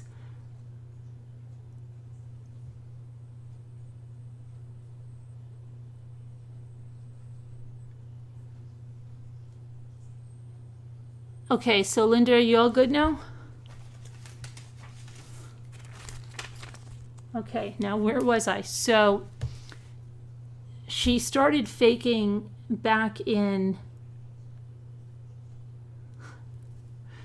high school, okay, with the pregnancy stuff. And then she went on and had several scams over the years.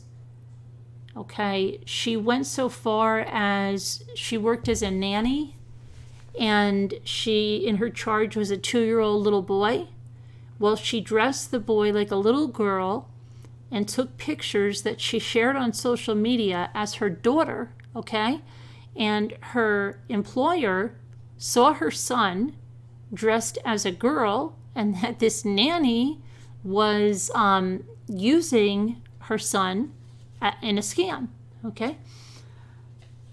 She said that in another scam that her husband left the country to take care of his sick mother, leaving her with nothing and leaving her pregnant. She loved being pregnant, okay, but she never really was. She used fake bellies. She also said that she was pregnant. Her husband, Shane, again, she kept that name, Shane, died of a terminal illness, and her 2-year-old died of a heart defect. Okay, and again, there she is, pregnant and left alone. So people were sending in all kinds of donations to her, and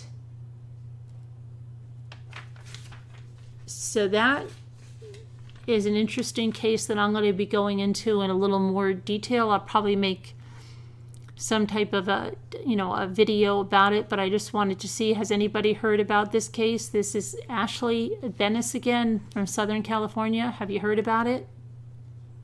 You can put a yes if you have.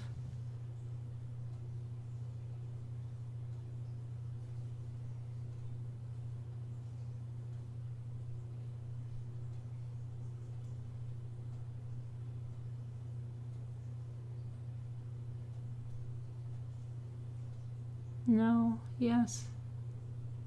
Yes, no, yes. Yes, I heard. Yes.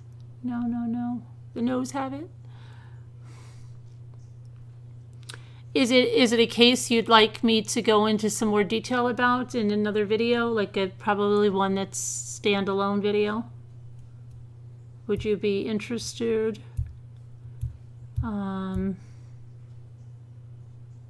It's an interesting case when you see she was dancing around on social media with this belly and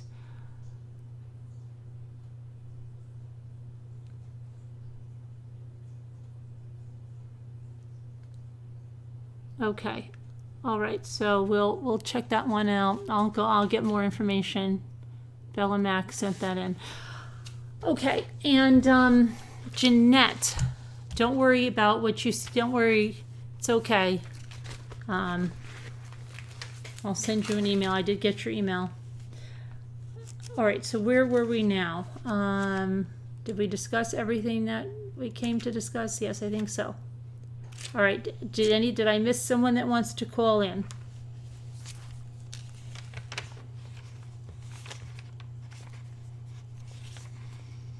Where is she now? She's a nutcase. Well, I'll go get all that information. Oh, I know what I had to discuss. Well, I think I'm just going to get my rant out in a open letter to Nicole and Roba Lee. Because I really think I just need to do just a separate rant for Nicole and Roba Lee because it's long overdue. And then I have another open letter to Pal and Russ. And then I'm going to do an open letter to, for those of you that watch 90 Day Fiancé. What's the other one I had to do? Oh, and did you see about Ashley? She has lupus, and she was like in what? Stage 3 kidney failure or something? From the lupus, from the stress of him in the tattoo shop with the cheating on her. She looked horrible. She was black and blue under her eyes. She looked, she went through hell and back. Yeah, I explained Random Guy. That's the channel. When we were getting all of those racial slurs and everything, I went through and added a bunch of things that were coming through so that they couldn't be typed up by any trolls. So that's why it's not showing up, because we had people coming in here with that stuff. You watch that show too, Lena?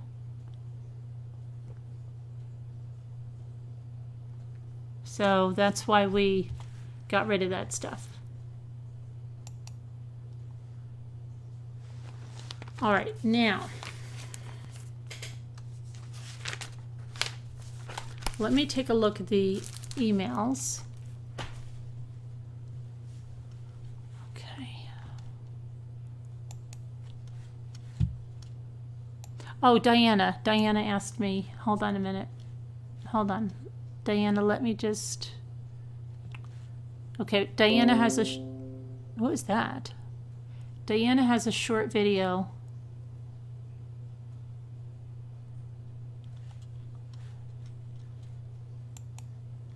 Okay. Diana has a short video about her mangoes. So Diana, let me find you. Diana.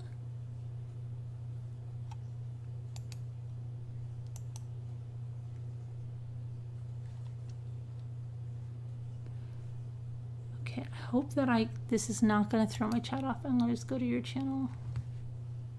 Okay. So, okay, Diana, we're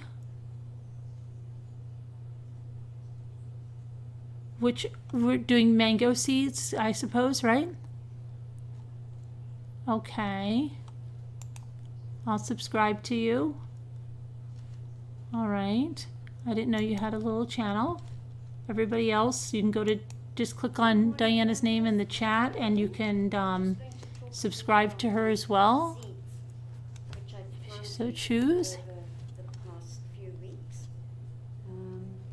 This is a mango seed, and he's coming along. Yeah. Nicely. Look, his leaves are too big for the pot. I know. He'll grow into them. We need to repot it. He'll grow into those leaves. They grow so fast you could have a time lapse on them. The tree is actually growing inside of the pot.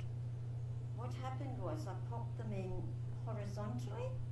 I got impatient waiting for them to grow roots. So I popped them in horizontally because I didn't know which end would go up and which end would go down. So Oh, you didn't sprout them in water, huh? anyway, this little guy, he's got 5 beautiful leaves. You just put them right in dirt right out of the outer shell? This is me. The leaves are so delicate, incredibly delicate at this stage. All right, moving on. This little chap, same story. Little He chap. went in horizontally, and Oh, same roosters thing. like He's Random growing Guy. from the side here. very healthy as well. But the thing is, this one, he has got 5 leaves. Mm-hmm. This little guy, he's got 6 leaves. And I'll show you here the colour difference. Look. Yeah, they get Totally greener. different colour. Mm-hmm. This one's Some so of them much even are a more little shiny. purple. And he's got 6 leaves. Then there's number 3, and he came along a little bit after. But I had one that he's was like the actually first sprouted one, in the see? shell the first time. I couldn't even He's believe also it got had the leaves white on it leaves, inside not the as shiny, fruit. And 5 leaves. Unlike this guy, who's got 6 leaves. Then finally, this little fellow, unlike the others, where the root came out and it was curved, rather like the handle of a walking stick, and the end of it straightened up, and the 5 little leaves opened up and dropped by the side of the root and hung there. This little guy, he's doing it all different. So I'm interested to see what will become of him. I'm quite sure he'll be healthy, but he's just doing things slightly differently. Mm-hmm. Maybe a bit like me. Okay, Carolyn, that's all for now. About with the, oh no, wait, over here, hang on. I've got more pips here. Oh yeah, and they're little. This one, sorry for moving the camera. I still haven't found an anchor where I can put the camera. This time when I plant this one, at least he's got a root. Although I don't know if that's going to be the root or the actual No, that's going to be. trunk itself, or whatever you call it. And then there's these 2. I don't know if this is the umbilical cord and I can snap that off. It looks like the root. You don't keep them in plastic bag. The mangoes were the same, Are same size. Beautiful mangoes. Really, they were the same type. These are little guys. These are the smallest little pips I've ever seen. Pips. But we'll see. We'll see how those go. So that's literally all of my mangoes. 2, 4, 7. There's going to be 7 in all. So I've already got people that want to have them once they get a little bit bigger, just to add greenery to the home. Mm-hmm. They're Okay, nice thank plant. you for your patience. You're welcome. Ramblers, Okay. and I'll update you in probably a few weeks, see how they're going. Thank you. Okay. Thanks for making your video. Okay, that was nice. And on those, where did you see those smooth pebbles? Oh, you're watching other videos, Random Guy Jeff. Okay. I thought I missed smooth pebbles. Okay, and again, you can go to, just click on, you know how to click on the links on the side of, hold on, let me see if I, 1 second, let me, shoot, what did I do with, oh, I know what I can do, hang on.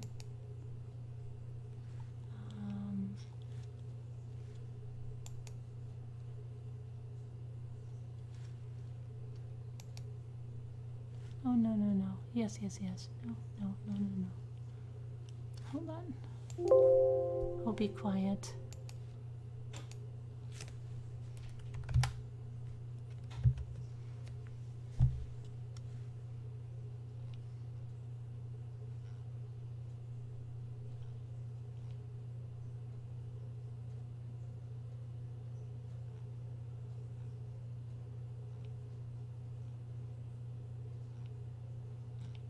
Where the heck are my...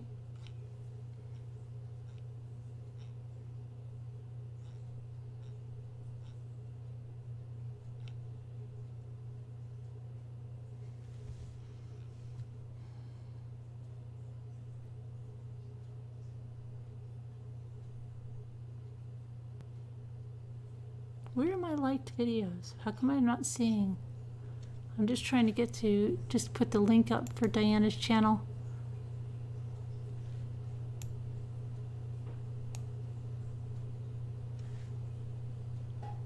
Well, maybe now I can see it. Yes, okay, all right. So, click on your video. Come on. Good morning, Ramblers. Okay. And then hopefully this will give you copy the link. Okay. All right. And so, if you so wish, Diana would love it if you would subscribe to her channel. So here's a link. Okay. All right, now let me. Hi, Kindness Cake. Amanda Knox unsettles you. Yeah, I know what you mean, Candace. It's kind of a weird thing with her. Yeah, I know what you mean.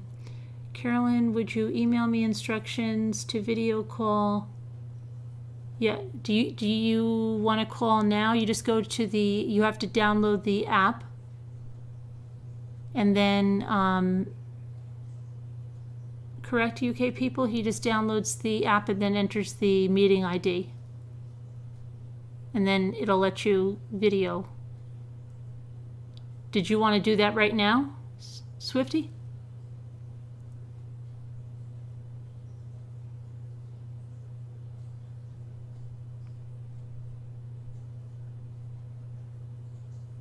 I'll just give it to you now in case that's what you're talking about. Uh-oh.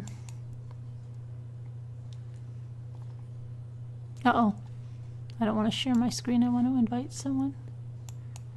over right now. Copy the invitation.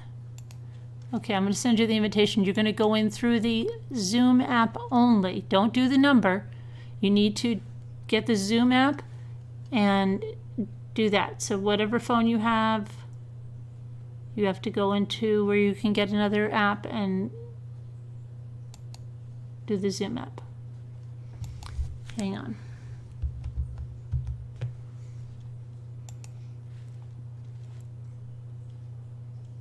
Okay, so hang on.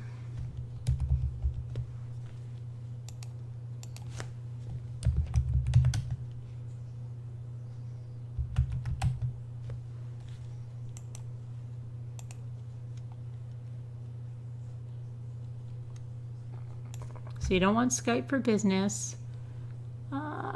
You want to go to the join the Zoom meeting. I'm just going to take out this unnecessary stuff for you. And then you're going to just put that meeting ID that's in there. I'm not even going to give you this other stuff. There you go. All right. And while I'm here, I'll take a look at my mail. Oh, so Anna Nelson said she's been having some internet problems. She's trying to fix it. Take care. Hugs from Sweden. P.S. I'm okay. Good. I did ask. Hi. I asked about your thing last night, which reminds me, I want to go over I'm going to do this every night, go over the applications, not applications. You know what I mean? Okay, good luck to you getting that fixed, Anna. We miss you. Come back soon. Okay,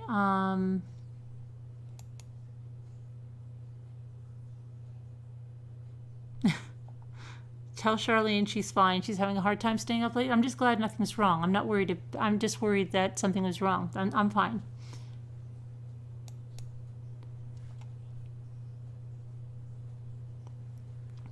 Okay.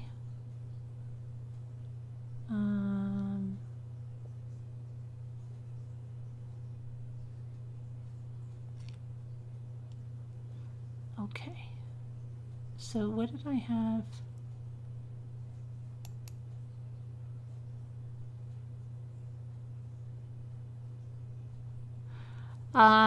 Not that I know of, Kristen, that relation. George, that's a very, very common last name. In fact, I went to school with multiple people. It's very, very common. No relation that I know of. But thanks for asking. Okay, now. Where was I going? Back this way.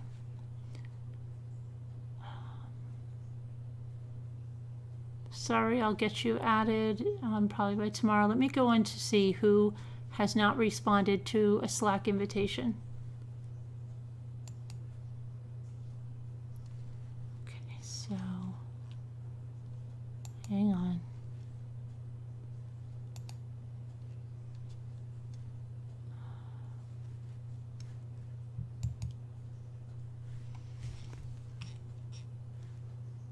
Where's my pending invites?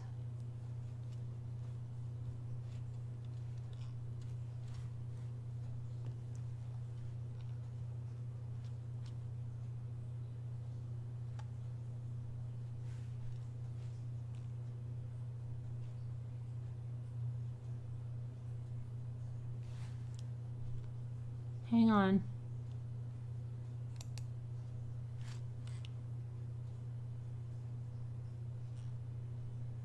Oh, I know what I have to. I have to add somebody in order to get to my pending, so I'll add you now, Sarah, even though I have to do that anyway.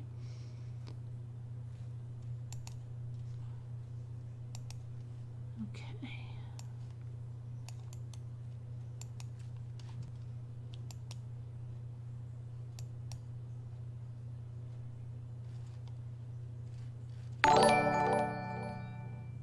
What was that? Okay,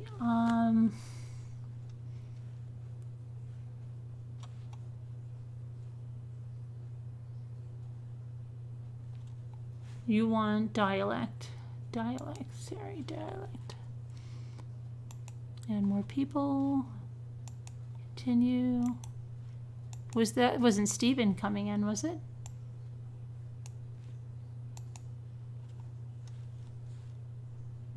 Okay, so you should have an invitation now, and I can view pending invites. Okay, so we have, well, sorry, I'm not going to get you. We still have Belinda. I'm just going to give part of the email, which was resent yesterday, but was originally sent a long time ago. Pixie Sticks. Remember Pixie Sticks? You were invited July 8th, and I know that's only 2 days ago, but, and then Go Fishing, invited July 7th. And then M.L. Steven, invited July 3rd. G5, it's a good bingo, invited July 2nd. Shay, invited July 2nd. Anna, we know Anna's having internet issues. Okay, so good, we did get people to respond. If we do this and explain that you've got an invitation awaiting you, and I just want to see, let's see, yeah, yesterday, okay, let me see who we got. Yeah, we got some of those people that, excellent, okay. And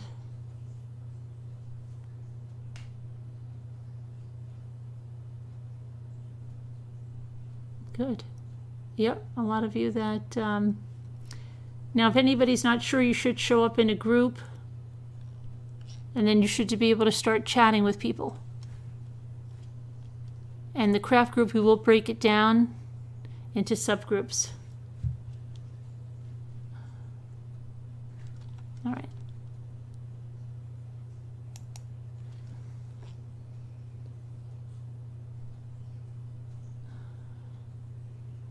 You're sorted now? Okay. Okay. What happened? Oh, No Name donated $10. Where did you do that? Is that Streamlabs? I don't think I've ever seen that come up in a chat. Thank you, No Name. I was wondering what that sound was.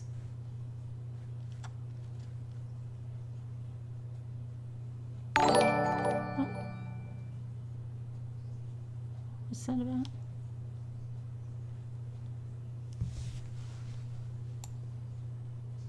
I don't know. Okay.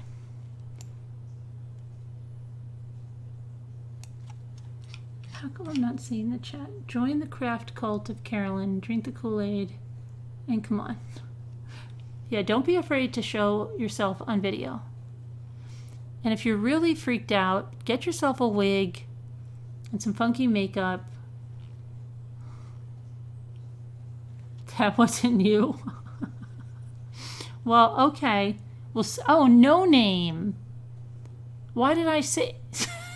You know why I said it was you? Because Joanne was calling you no name. Well, no name, whoever you are, and wherever you are, thank you. No. There's a wig I have here. Luke said, can I he wanted to wear it.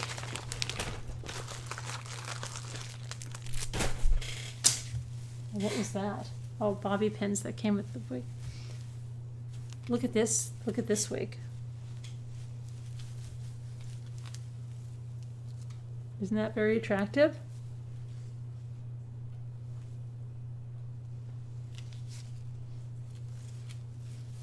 I have to brush it.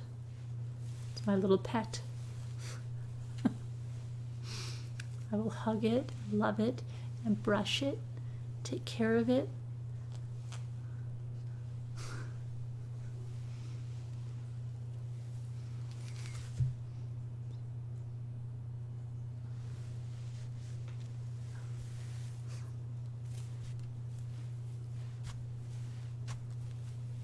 I think I have to trim the bangs though. They give you some leeway for style, so, and that's why they give you a bunch of bobby pins and stuff with it. But yeah, Jeff, you could wear a wig. Any of you, you can wear a wig.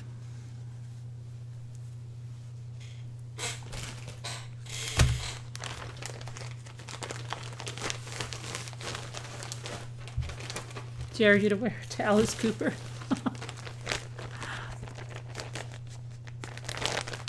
Don't tempt me. I wore one around the lake, and I wore one in front of my sister with hair down so long, and she didn't even say anything to me. It was just this bizarre, okay?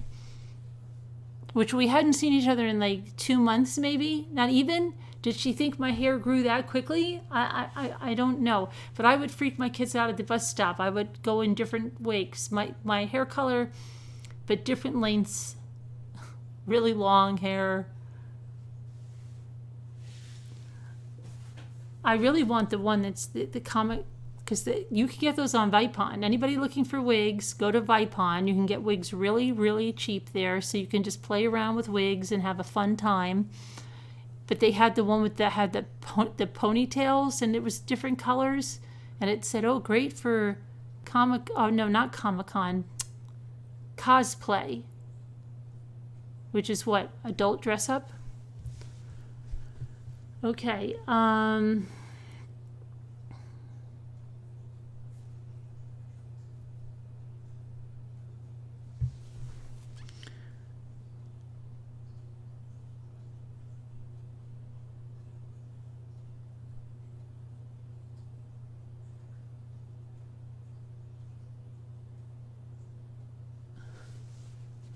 I'm just trying to catch up with what's going on here.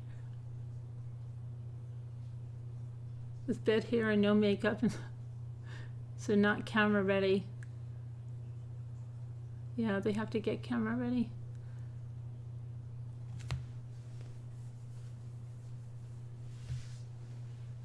Okay, so Swifty, you're not going to grace us.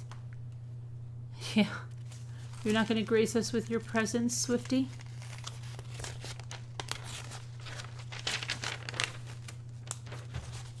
Swifty.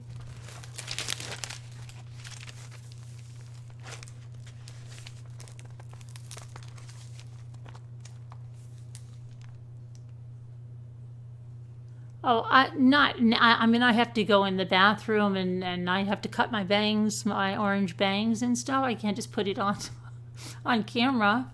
I will come on. I will come on as Rainbow Bright. one night if you would like that. That should be fun. Okay, so here's some people that we haven't been seeing. Did I go through? Where's Save Robbie? Save Robbie, where are you with your ant farm? Did I miss something? Ida, I keep asking for Ida. My fellow New Jersey neighbor, I don't know where you are. Mona, my fellow New Jersey person. I found Sandy Coyne. Kathy in Texas, I know we touched base again and you had some things going on, just giving you a shout out. Garfield, thinking of you, Garfield. Youper Girl. Carol Lucy, I know you're trying to make them, you come in late and stuff, or you watch the replay and you're not in, you're in a lot of pain, and praying for you and hope that that's easing up for you. And Ocean Girl, prayers for you too, that things are easing up for you. Let's see here. Vegas Donna. Oh, Michelle Clifford, you just sent me a comment somewhere that you haven't been able to make the live chat. I was wondering about you too and hoping you're all right. Kay Jarman, you just sent me, Kay Jarman needs prayer. She was in an accident as well. Okay, that's where she's been. And yeah, so what happened to my chat? How come my chat is stalled?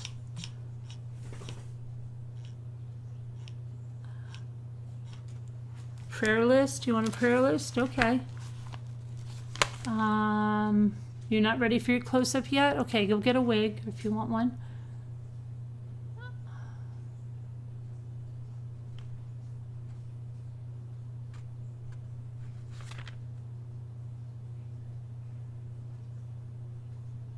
You need ice? Oh, ice chips.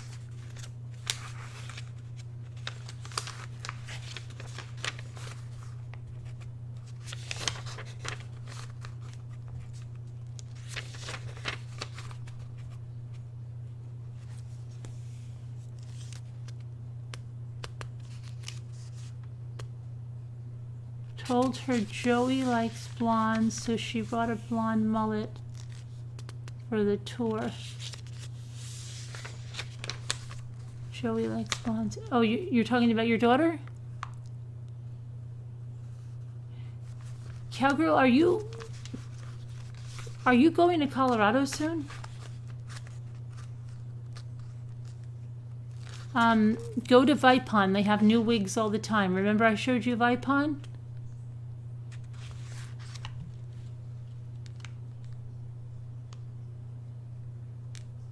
You miss hospital ice. Oh boy.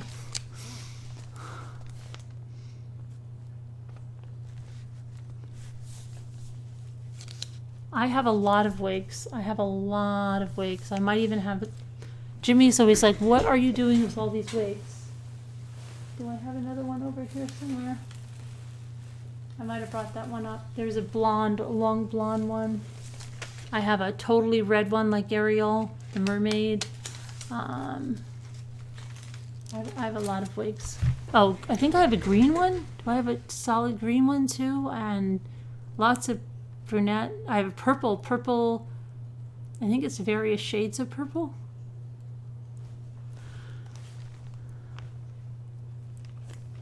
Okay, and your makeup is just not right today. That's okay.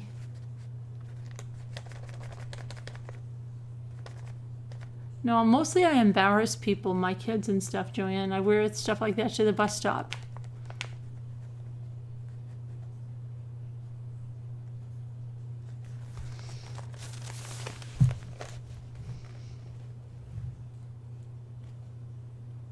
Some of them you can, style even with heat. Heat things like curling irons and stuff.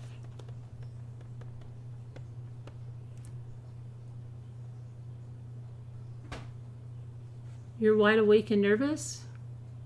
Why? I was not in drama in high school. You might laugh. Yeah, no, I wasn't.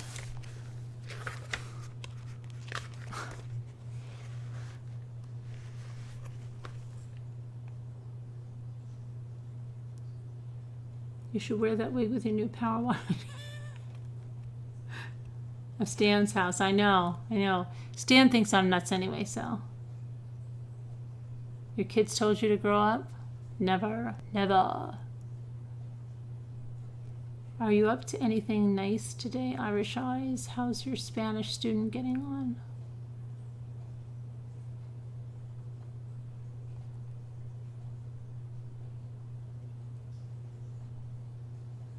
When I read, the father was standing right there. There was... Oh, you're talking about that croc thing in Disney? That was horrible.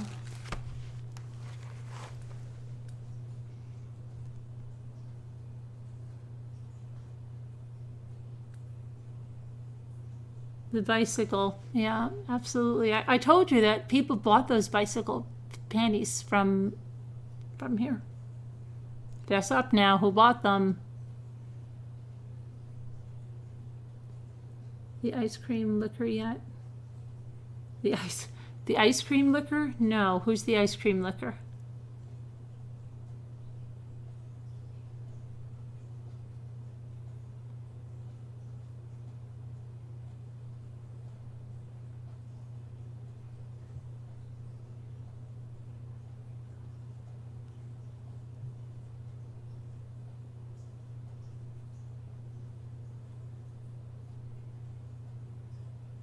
Are there strange fluctuations?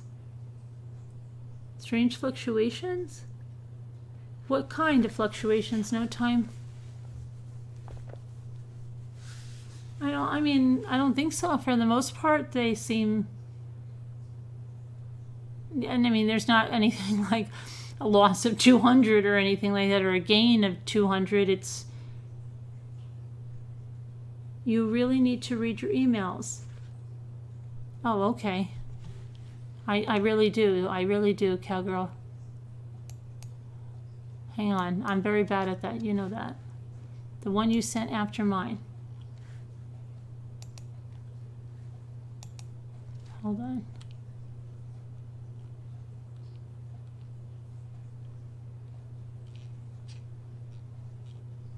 You know, I meant to read it. You're right. Something's wrong with me. I haven't read a lot of emails. So just letting you know, Joanne, Claire, Christine, Linda, Joanne, Linda, Jeanette.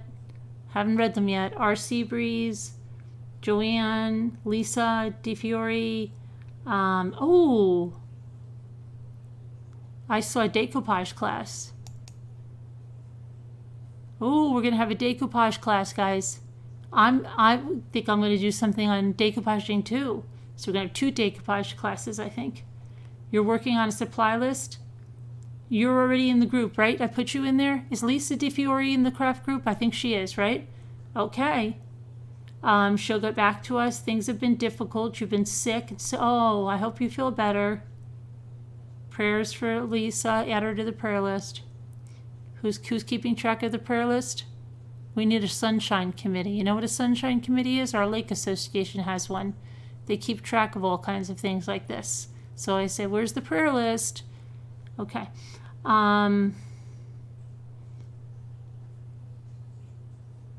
You think you should be out of the woods this week, so you'll get on it? You'll get on it ASAP? Okay. Well, I want you to take your time and rest up, so just don't worry about it. We got you covered, and we'll get you in there, and everybody will love the decoupage class. Lisa, you get better. Okay. Back to people. Sharon, Sunshine, Sharon, Joanne, Sunshine, Sharon again. Still haven't been able to read the emails yet. I'm still trying to get to Cowgirl here now. Jessica, didn't get to yours yet either. This is so bad, isn't it?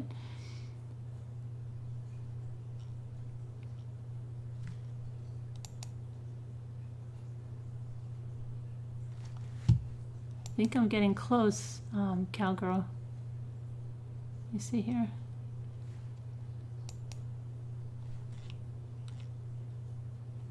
Oh, I think I found it.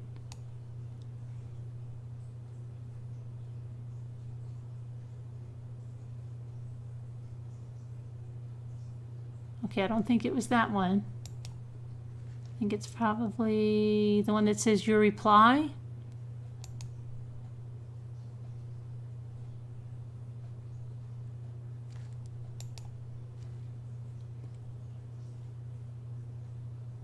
Oh, there's another one.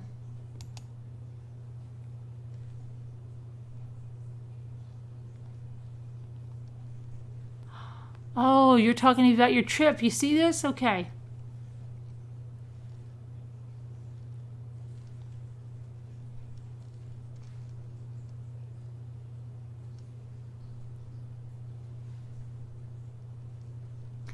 Cowgirl, did you remember you asked me to text you and I texted you? But I don't think you saw my text. I texted you. So we're on text too. Okay, because I'm trying to figure this.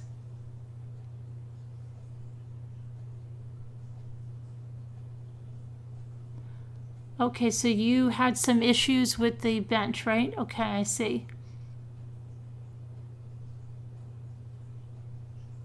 Okay. Do not like bullies, neither do I. Okay. All right, so I see what's going on there. Okay.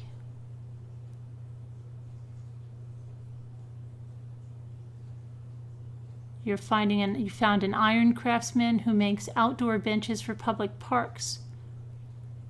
I see, I see. So they said they needed some sort of regulation bench or something. Is that what it's going on here? Okay.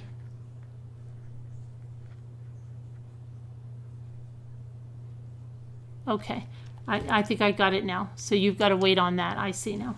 Okay. Someone put rat poison in what?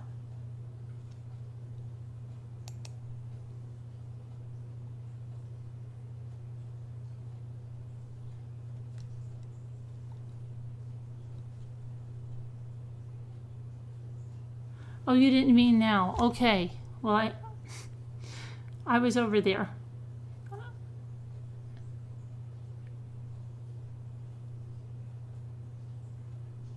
What's going on with the Bluebell liquors? Somebody's licking the... What happened? Oh, no. The cottage cheese? I just bought more cottage cheese. What kind of cottage cheese is tampered with? Someone's licking the ice cream? Is that what you guys are saying? Someone's opening the ice cream and licking it in the store? Oh, that is just gross. Tell me that's not what you're saying. Could somebody tell me what the... Took a guy opening it. Oh.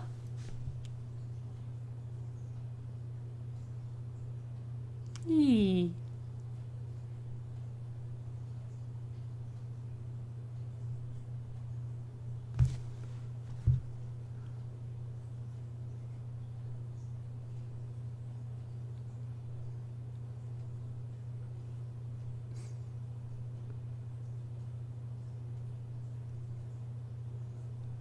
Okay, I'm trying to catch up here. I'm looking for the ice cream liquor. I wish you could search chat for keywords.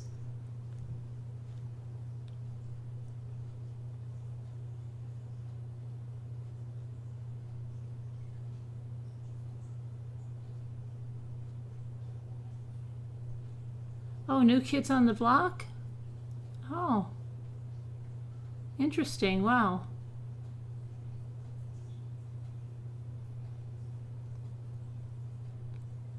Is she's part of their group, or she's in a band that plays with them? I'm totally lost. And New Kids on the Block, they are that's the Joey guy you mentioned? Okay, I have to get myself back on them. What songs are they again? Just tell me, because I get them mixed up with NSYNC. And then what's the other boy band that was... what was the one Justin Timberlake originally came from? Was it a New Edition? What was the... Backstreet Boys. The Backstreet Boys?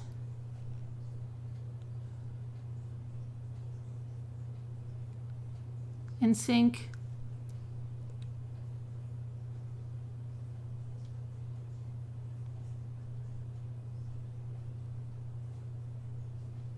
Okay, I'm getting... Which one was Justin Timberlake from the Backstreet Boys? And what about the New Kids on the Block? Is that the one that, that's a blast from the past, right? Okay, is that, a female was charged with licking Bluebell ice cream. You mean like in the freezer section of a store, she was opening them up, licking them, and putting them back? Wahlburgers? Wahlburgers. The burger restaurant from the Wahlburger brothers? I'm getting lost. Oh, Danny Wahlberger is in the New Kids on the Block? Okay. But I also know that the other kid that you said, Joey, and wasn't one of them on Saved by the Bell? Donnie Wahlberger? New Kids on the Block. I know, that's a long, long time ago. It's not, who's the I like it that way? Who's you're nothing but a mistake. Who sings that one?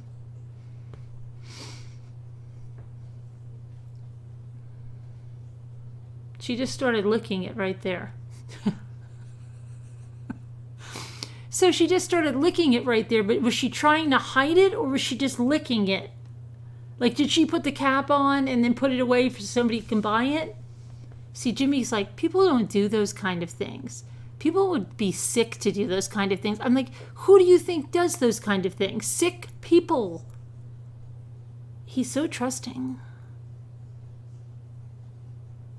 She put it back. Did she just lick one of them? What store was it in? What state was it in? Nope, she just licked it. Was it like one of those faker half gallons that are shrunk? They're not half gallons anymore. She licked it, put the cap on, licked it, licked it, and licked it, and licked it. So how many times has she been licking it?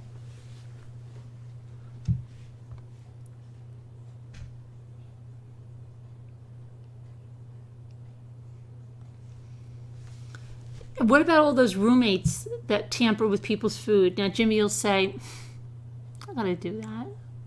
I show him, case after case, and he goes like, they're sick. And I'm like, somebody got killed, stabbed to death for playing the Allman Brothers. Remember that? Remember that one? Where the lady stabbed her roommate because he was playing the Allman Brothers? Killed him. There's so many people that tamper with food. She licked it a lot. What state? Right? Killed him for listening to the Allman Brothers. Wasn't it the Allman Brothers or was it Alabama? I think it was Allman Brothers. No, it was the Eagles. It was the Eagles. It was the Eagles. She was listening to the Eagles. Yeah, it was a guy, and he was listening to the Eagles too many times, and she stabbed him to death. The Tylenol tampering. I remember that very well, yes. There was another guy, though. He licked it, stuck his fingers in it at an ice cream store, and then he put the tub back and served people. Well, yeah, don't you remember the 2020 where they had people, they were doing all kinds of stuff to the food that they were serving? Like disgusting stuff. Some lady, I don't even, this sounds like, do you remember that movie Roadhouse when the kids sent back the pancakes or something because they had powdered sugar on them? Do you remember, was it Roadhouse or Road Trip? What was the one? and they took the pancakes back or something, and the guy licked the powdered sugar off them, and then he put them like in his armpits and stuff and put them back, and they're like, how do you like them? And he's like, oh, good, much better, right? You can go out to eat, you just had to, but there was a 2020, and I believe, didn't the woman put the burgers, I don't even know how to say this for YouTube, in between a set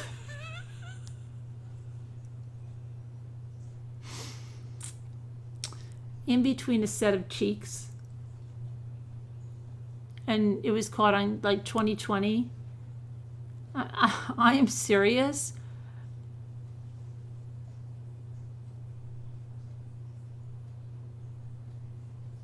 Road trip. Okay, yeah, Roadhouse is Swayze, right? Patrick Swayze.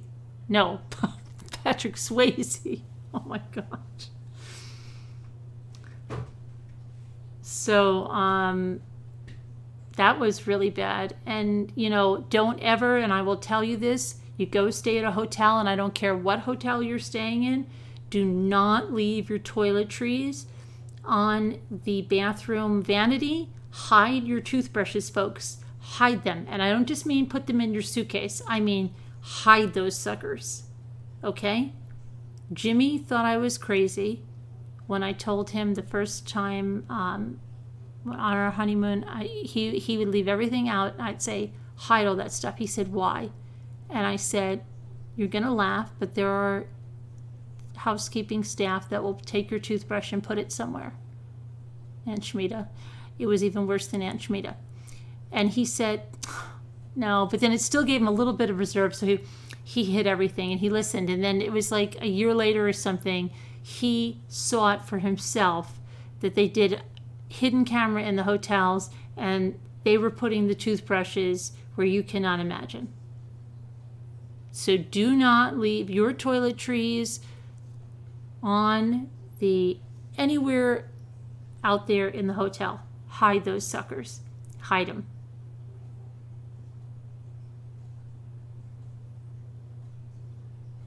Hide them, Bridget. Don't ever leave your toothbrush, like if you have an electric toothbrush and stuff, don't bring it in the hotel. You can bring it in the hotel bathroom.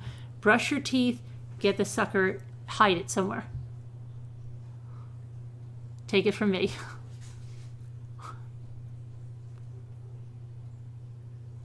The 36-year-old man was also caught licking ice cream one day ago from Louisiana. The woman from Texas 3 days ago. Liquors, ice cream liquors. Who's for ice cream and an overnight stay? You're okay as long as you check the ice cream. They should have a band around the ice cream, right? Some of them do. Doesn't Blue Bunny have? Blue Bunny has a band around it, so they can't open your ice cream. Okay. Let me tell you something else, okay, about sealed products. Please make sure you have sealed products. Do you know how many times, and you might just say, oh my gosh, Carolyn, you are ridiculous. I was sent once, what was I sent? Elderberry syrup during this winter, elderberry syrup. There was no seal on it, okay? I'm looking at the other bloggers, right? I love the elderberry syrup. It was so good. It helped my family. I'm saying, was there a seal on your elderberry syrup? No. Carolyn. Hi, such and such a company. I received your elderberry syrup, but there's no seal on it. Oh, that's okay. We're a small company. We don't use a seal. We guarantee you it's fresh and it's never been used. Sorry, such and such a company. I don't use products that aren't sealed. I won't be able to review your product after all. I'm so sorry. Okay. How many products you order if they come from Amazon and they're not sealed? Facial creams, all kinds of things. Not happening, not using them, won't use them. So many people don't bat an eyelash at it, okay? Do you know how many people return things to Amazon? Let me see this facial cream. Well, I don't really like it. Third-party seller, that goes back in, it goes out to another customer. Be careful. If something doesn't have a seal, I don't use it, not even from my pharmacy. Once they sent out eardrops, okay, for me, and there was no like seal thing on them, I'm like, I'm not using those. I'm a nutcase on stuff like that. Yeah. If it doesn't have a seal, it's not being used. Your oldest can tell you stories and issues. Have her call in one night, cowgirl. Have her call in with her stories. We'll have, we should have a chat of Hollywood, hotel horror stories, or travel horror stories. Do you guys have travel horror stories? You want to do an episode of travel horror stories? Or a road trip horror? You know, it's travel season now, right? A lot of people taking trips for the summer. I've heard some doozies. I've heard of someone going into a hotel. It was late at night, and when they got up, our radio station used to do these. And they saw that the sheets, it looked like someone was murdered after they slept in them, okay?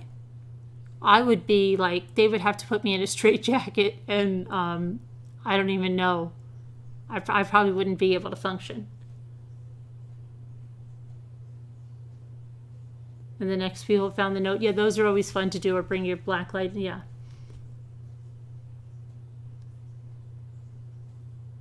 We should have one of those. You sound like Jimmy, honey hush. Tampering is a felony. People aren't really that bad. They wouldn't do that. Nobody would do that. You'd have to be sick to do that. Nobody would do that with the toothbrush. Oh, wow. Look at that. 2020 has this hidden camera. Look what they're doing with the toothbrushes. Oh. That's right, kindness. Horrible things with toothbrushes. Stuff about the tour brushes that I cringe. You know why I can't have a cleaning lady? I can't have a cleaning lady. My mother was the same way. Because I would be on that cleaning lady until she would probably smack me. And I'd be like, wait a minute. What are you cleaning? No. No, we don't use, no. I would be on her. It's horrible for me with the housekeeping staff at the hotels. I go nuts because I see them go in and out of rooms, and I see them cleaning toilets and then just grabbing the towels, and I want to vomit. Okay, I want to vomit. Or they go right to the sheets. They're cleaning something on the toilet, and same hands. A lot of them don't even use gloves. They're cleaning the toilet, and then somebody, I'm so careful. Like if I ask for anything, I watch what they're doing at the time. And if I run across anyone that's like cleaning a bathroom in another room, I will never ask her for anything because I don't want it. I don't want it. Don't be cleaning the toilet and then give me some extra towels.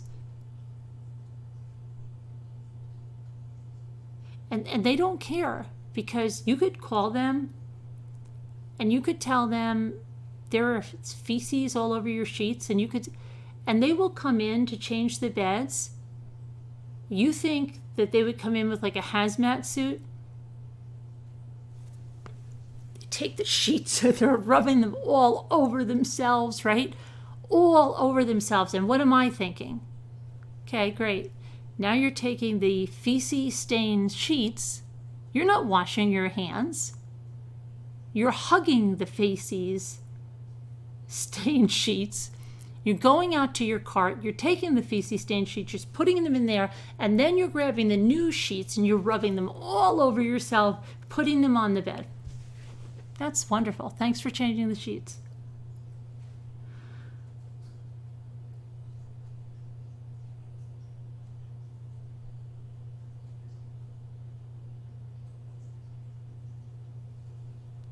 There's a 2020 episode about, yes, I am one of those people that brings like rubbing alcohol. How many people just go in and touch the remote control, gets doused in rubbing alcohol? Think about the lights next to the bed in the hotel and what a lot of people are doing in hotels. I skeeve everything there. And if the headboard or something is fabric, oh boy.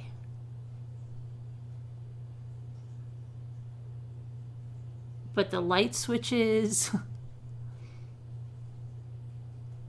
Don't forget the bed bug stories.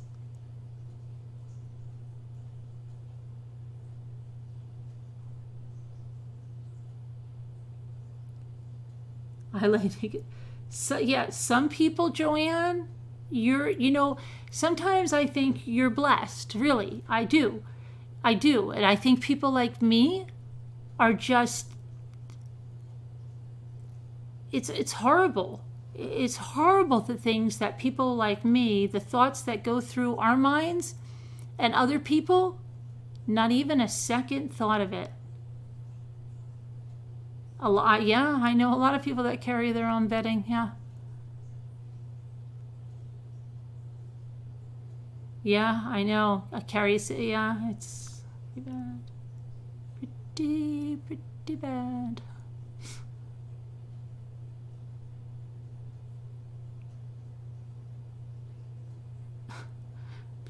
We all have our vices there, Joanne. Mine happens to be germophobness.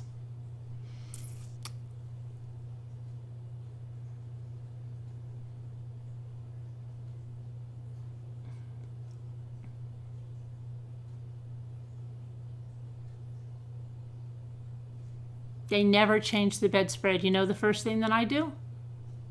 The bedspread, I rip it up. First of all, I go in, I have to inspect the rooms. No one comes in until I've done a full inspection. Okay? Because usually rooms don't pass. And then I take the bedspread, I fold it, I throw it in the corner behind the chair. It's gone. Okay? Gone. Lisa, Rena on Real Housewives wipes everything down.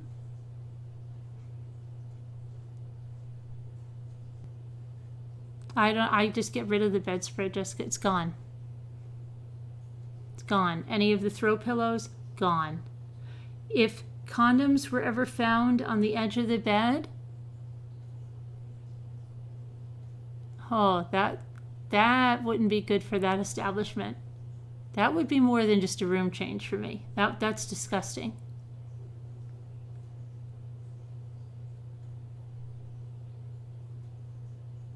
I even have photos, because you take pictures. You find something like that, take pictures with your phone before you call them.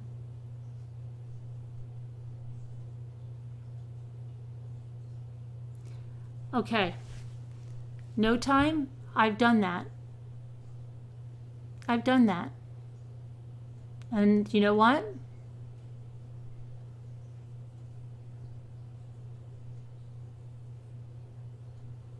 So I can get there and watch? They can't do that. But then if you even tell them, look, I'm really very particular, they don't care. They don't care. They're not going to clean the room. The best one was when they told us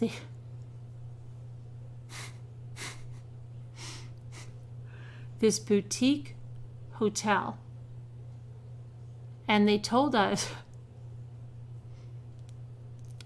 they didn't have any more toilet paper or facial tissue. And they handed Jimmy an unwrapped commercial, like the huge one that goes on one of those commercial things. And I said, you have got to freaking be kidding me. This is laying around where? That's not happening.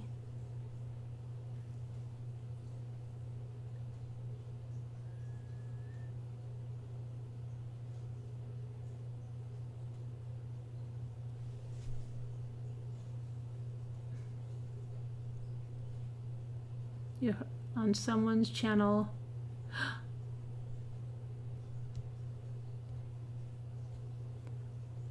There was one time we were staying in Niagara Falls. It was no, we weren't in Niagara Falls. It was Lake Placid. It's a very nice place. And I thought I looked at everything, and I have pictures of this on my phone. If we have this call in, I'll show you the pictures. And then after Ethan got into bed, I somehow looked, and it looked like there was a semen stain on the sheets, and I about lost my freaking mind, okay? I called them. I flipped out. I had Ethan take like a Silkwood shower. I took a Silkwood shower. They came up and changed the sheets. I was still so skeeved that I took some other bedding and I slept in a chair. And when I told them in the morning, they gave me, which I still have, like a complimentary week stay in their place, which I've never used yet, and profusely apologized. They gave me like all these restaurant vouchers for the rest of the time we were there. They changed our room completely because I was just so skeeved by it. They sent champagne up. They sent stuff for the kids. It was gross.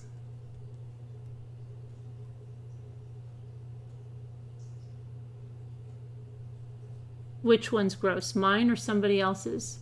I didn't think you would think that was that gross, Joanne. It had to be something else.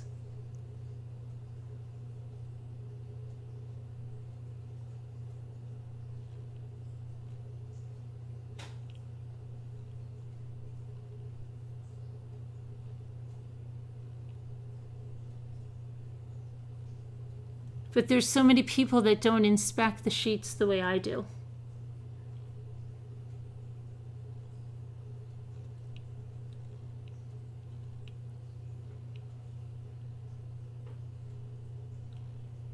Would that freak you out, Joanne, if you thought you saw like a little stain on the sheet like that? Would you freak out? I just think, I kind of think you would not, just the way you are. I think you would just like maybe put something over it and not bother anybody. I don't know. I just think you would. I think there's a lot of people that don't inspect the sheets and just sleep on the stuff.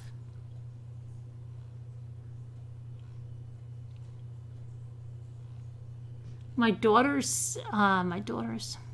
sister's daughter was staying in a hotel, a nice place for work and stuff.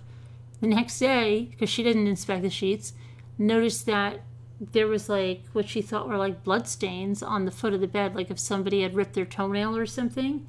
And she's like, you can't get anything like that. Some people are like that. You can't get anything. Like, it was grossed her out and everything, but they say you can't get anything from it. Well, that's what they say to you on all of these hotel things. They go, none of the things we found like could kill you, okay? Even if it's blood that dried or whatever, it hasn't been washed. Sometimes they say it's been washed, it didn't come out. They will say a lot of things.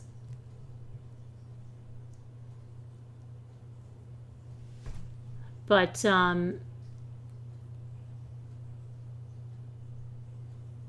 I mean, you have to realize when you ride on, like, what's on a bus and all that kind of stuff.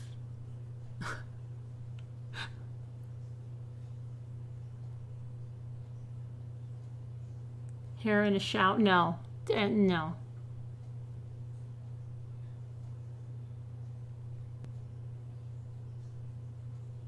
That would be thrown away then. Which should be thrown away? Oh, if they don't come out? Yes, they should be thrown away. You're absolutely right.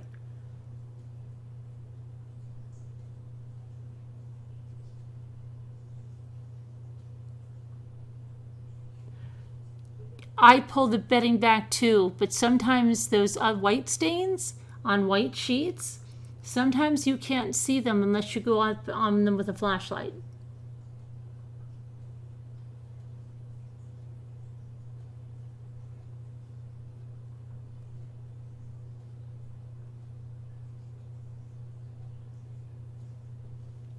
So, yeah, I hear you on that, cowgirl.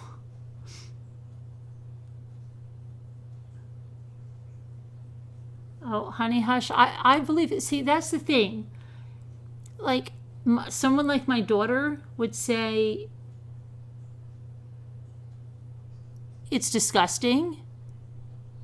But let's say, like, someone like my daughter would say this, okay? You wouldn't want to, but what do you think, if you only knew how many things that you touch and sit on have some semen stains on them? Seriously. My daughter would say that. You know what's on the seats of so many things that you sit on?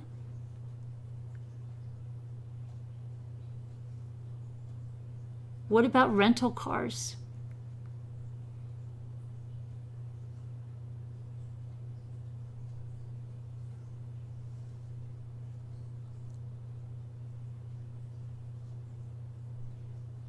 It's gross. It's disgusting. Nah? You don't think so? You don't think so? Are you serious? Go to New York City. Believe me.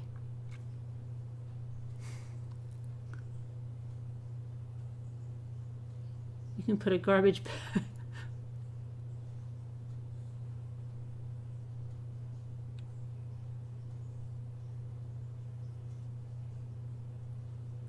Oh, you do think so? Oh, okay. I thought you said nah.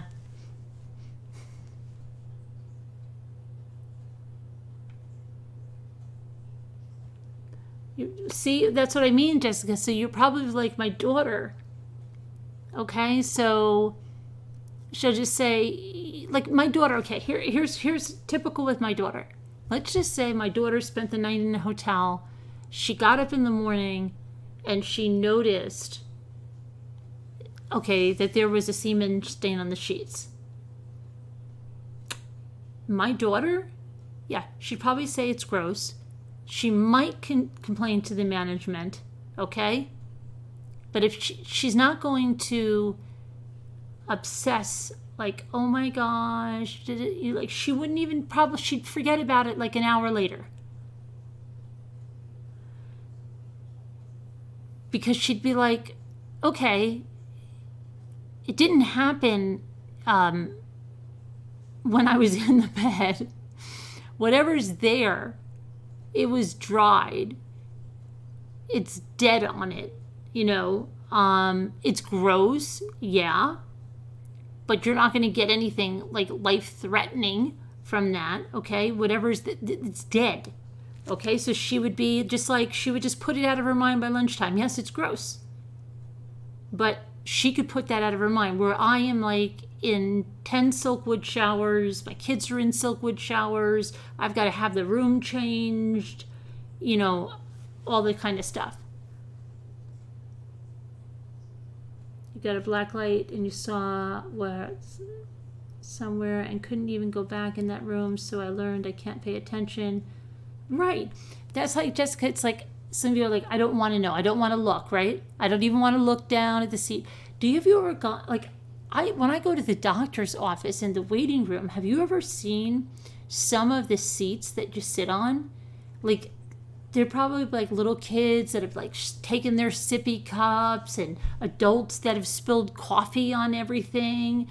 I'm just like, I look at them and I'm like, but I understand some people are like, look, I can't look. I don't want to look at the seat. I'm just going to sit down.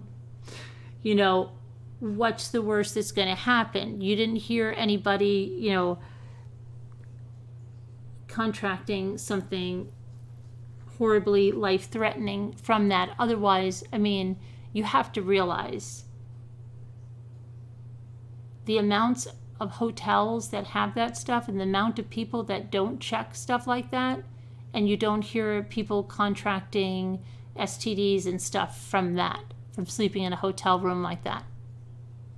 So yes, I can think that, but still, I've got to go through all those little things, and I hate it, and it's anxiety.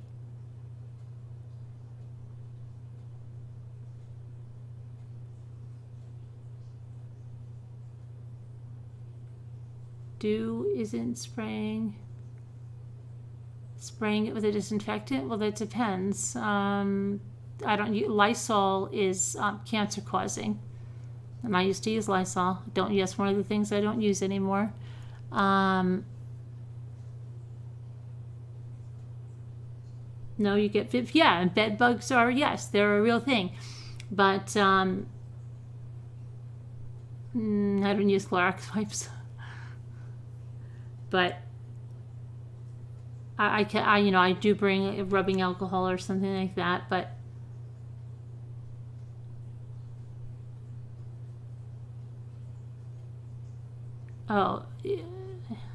doctor's offices.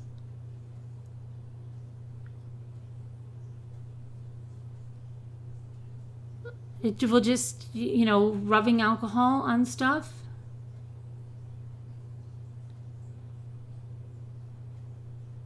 But truthfully, like I said, when you really want to get down to it, if you're really freaked about, it doesn't stop me from checking everything, but because of how I think and what I look at, I will find something anywhere, okay? You can tell me you checked your room and it's totally clean, and I guarantee you I will go in there and I will find things, because I can find things anywhere, okay? I can find them anywhere. I guarantee you think that, and I'll find it. So what I think rationally is that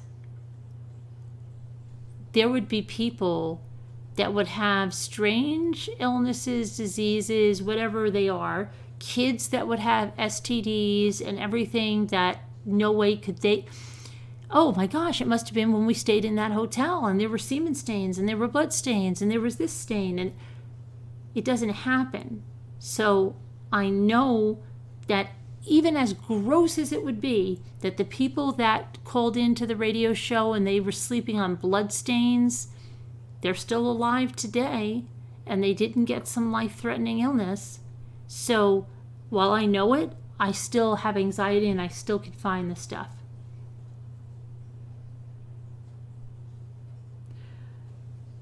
Their rooms don't see. It's not their rooms that bother me, because it's their ick kind of stuff. You know what I mean, Jessica? It's the other people that you don't know.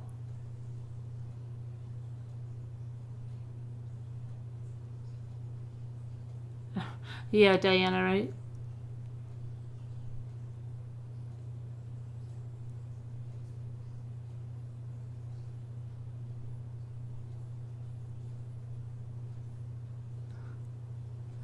You were going to have some chocolate, but you have changed your mind. When you look at your inbox, do you have elves who help manage? No, I don't have elves. My inbox is a total disaster. I haven't gone through emails. I haven't checked my mommy ramblings in 2 days. I'm very, very behind. And that's what happens. People are really bad at putting their drinks on the floors at the hospital. Oh my gosh. I can't even eat. Okay. When I see people eating at the nurse's station, look, I brought donuts. Great. Oh, we have, make sure you use universal precautions. They've got a really, really, really bad MRSA infection in there. Okay. What kind of donuts are those? Good. They're eating, checking on a patient, eating. You know the thing that's the most disgusting to me? Edible arrangements delivered to a hospital. Oh, I love some of that. Fruit. It's been in the hospital with the airborne germs all over it. Yeah, I'll have a stick of the pineapple. and people don't think twice.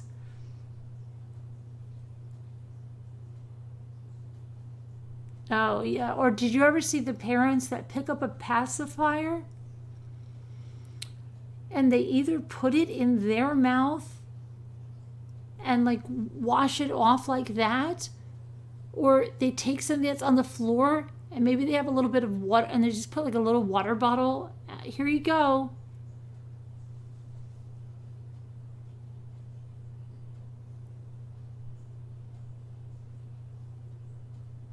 Motel 8. You would really clean? Well, that's good. Oh my gosh, pocketbook on the floor of a bathroom? Oh. The bottoms of pocketbooks, because of that crap, are supposed to have more stuff than the bottoms of your shoes.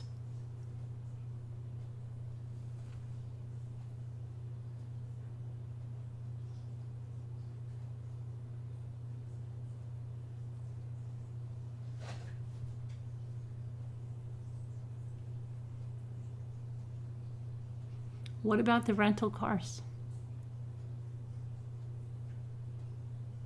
You know what goes on in cars? You think the people at Hertz and Enterprise, they're really... Do you know Jodi Arias' rental car? The guy thought she spilled Kool-Aid in it.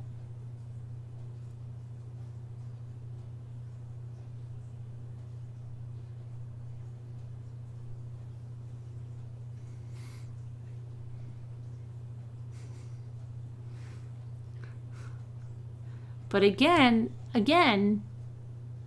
think of what you're sitting on. But no one, okay, you can take solace, like even these shows that expose all this, like you're not going to get a life-threatening illness like that. I mean, if you're severe, like you could get maybe a staph MRSA or something like that.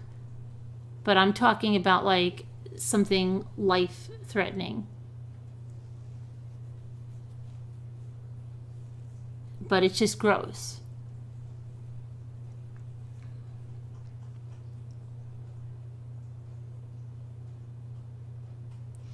Oh my gosh, babies are dying from that. I thought that was one of those Snopes things, but they're getting that herpes and dying.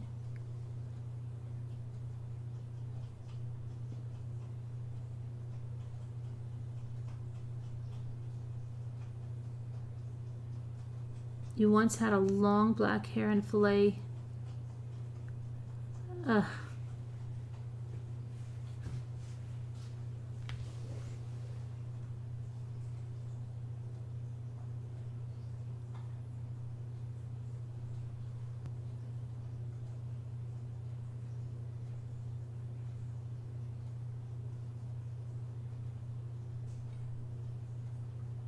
Can't keep up with the germ cleaning, so you might hire someone.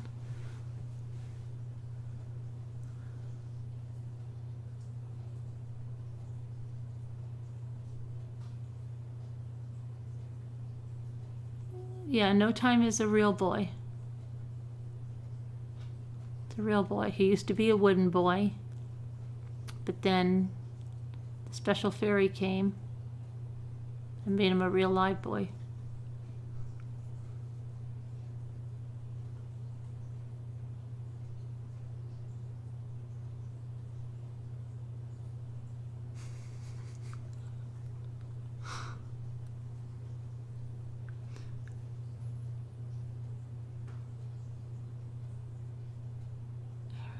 Hair in the food. A fingernail in a bottle of... That must be, you're in the UK. I don't know what that is. Is that some type of alcoholic beverage?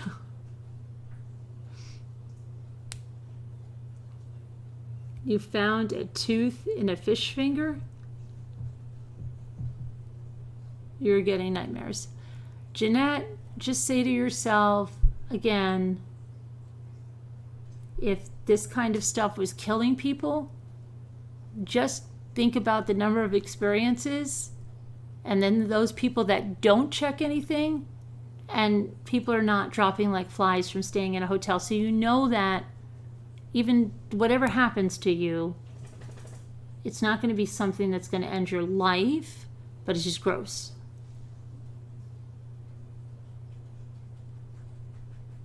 Geppetto loved him, and he got real. No, Geppetto was real. It was Pinocchio that became real, like a real boy, the Velveteen Rabbit. They put him in the incinerator, you remember that? Because of germs. Because of germs, there, Joanne. He had to go into the incinerator.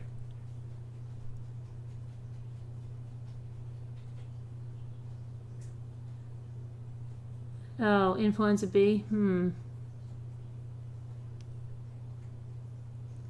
Also, these play ball pits. Dirty diapers and crap. Yeah, I didn't let my kids go in those things.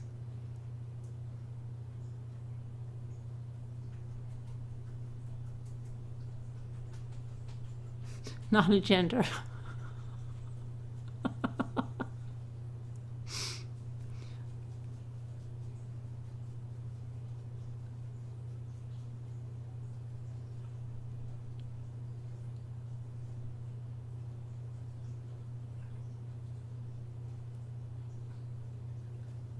A live boy, yeah.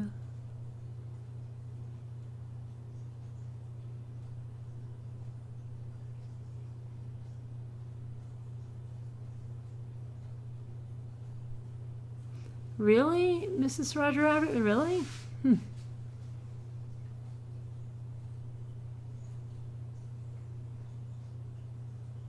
Oh, money, believe me, money. I grew up with money being the dirtiest thing ever. My mother was the biggest. Money is the yeah. Ugh. I always had those things that went over the shopping cart for my kids. The big quilted cover things.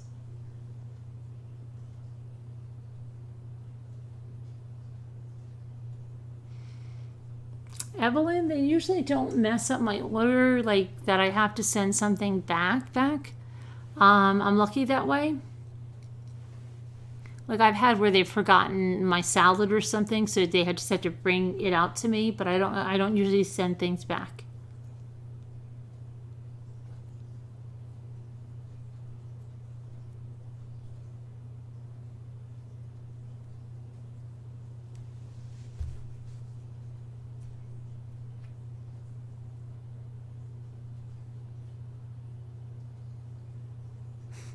Go rest. Yeah, what time is it? Oh, it is time for rest. But we should have a vacation horror story. And it doesn't have to be just dirty stuff. It could be anything. It could be someone that sits next to you on the plane and won't shut up. Someone that's drunk on the plane next to you. It could be a road rage incident. It could be anything. So get your stories together. And she used to tell us women would pull money out of their... Oh, think of the strippers where they're putting the money.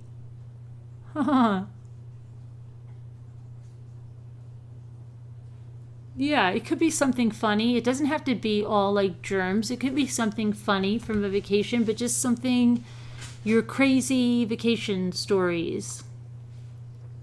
It doesn't have to be all dirty hotel stuff and toothbrushes up someone's,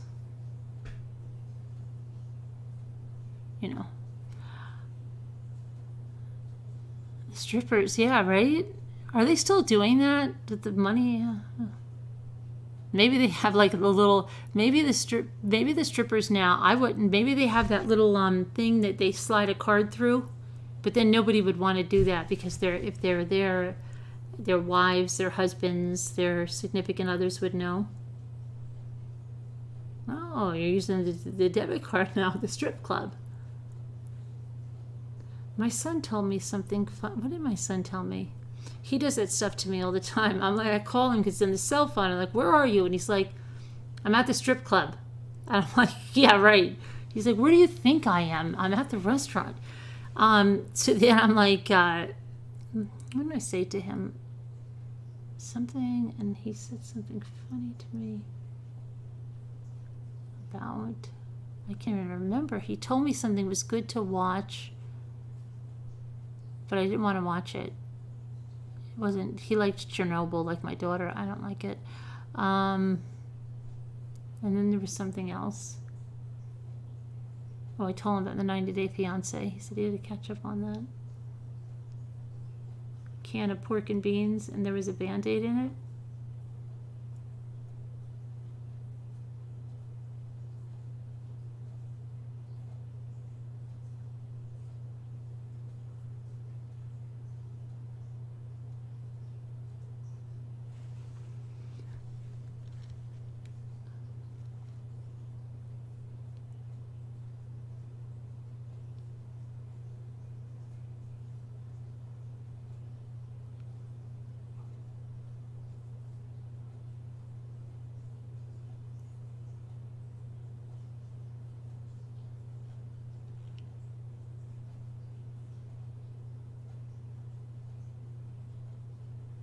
About the what? Who are you talking about, Tessia?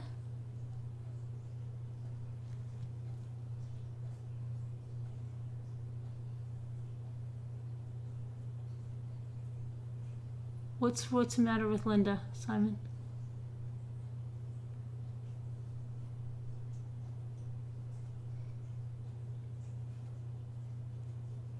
At the Walmart, I noticed that wearing, oh, at the, I use the self checkout, and I try to use my debit card all the time.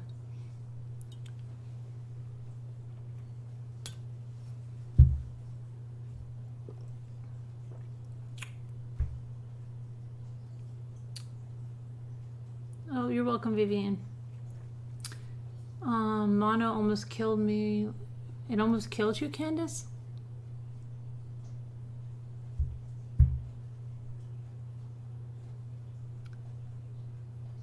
The airplane seats, yeah, Hennessy. It could be something like that.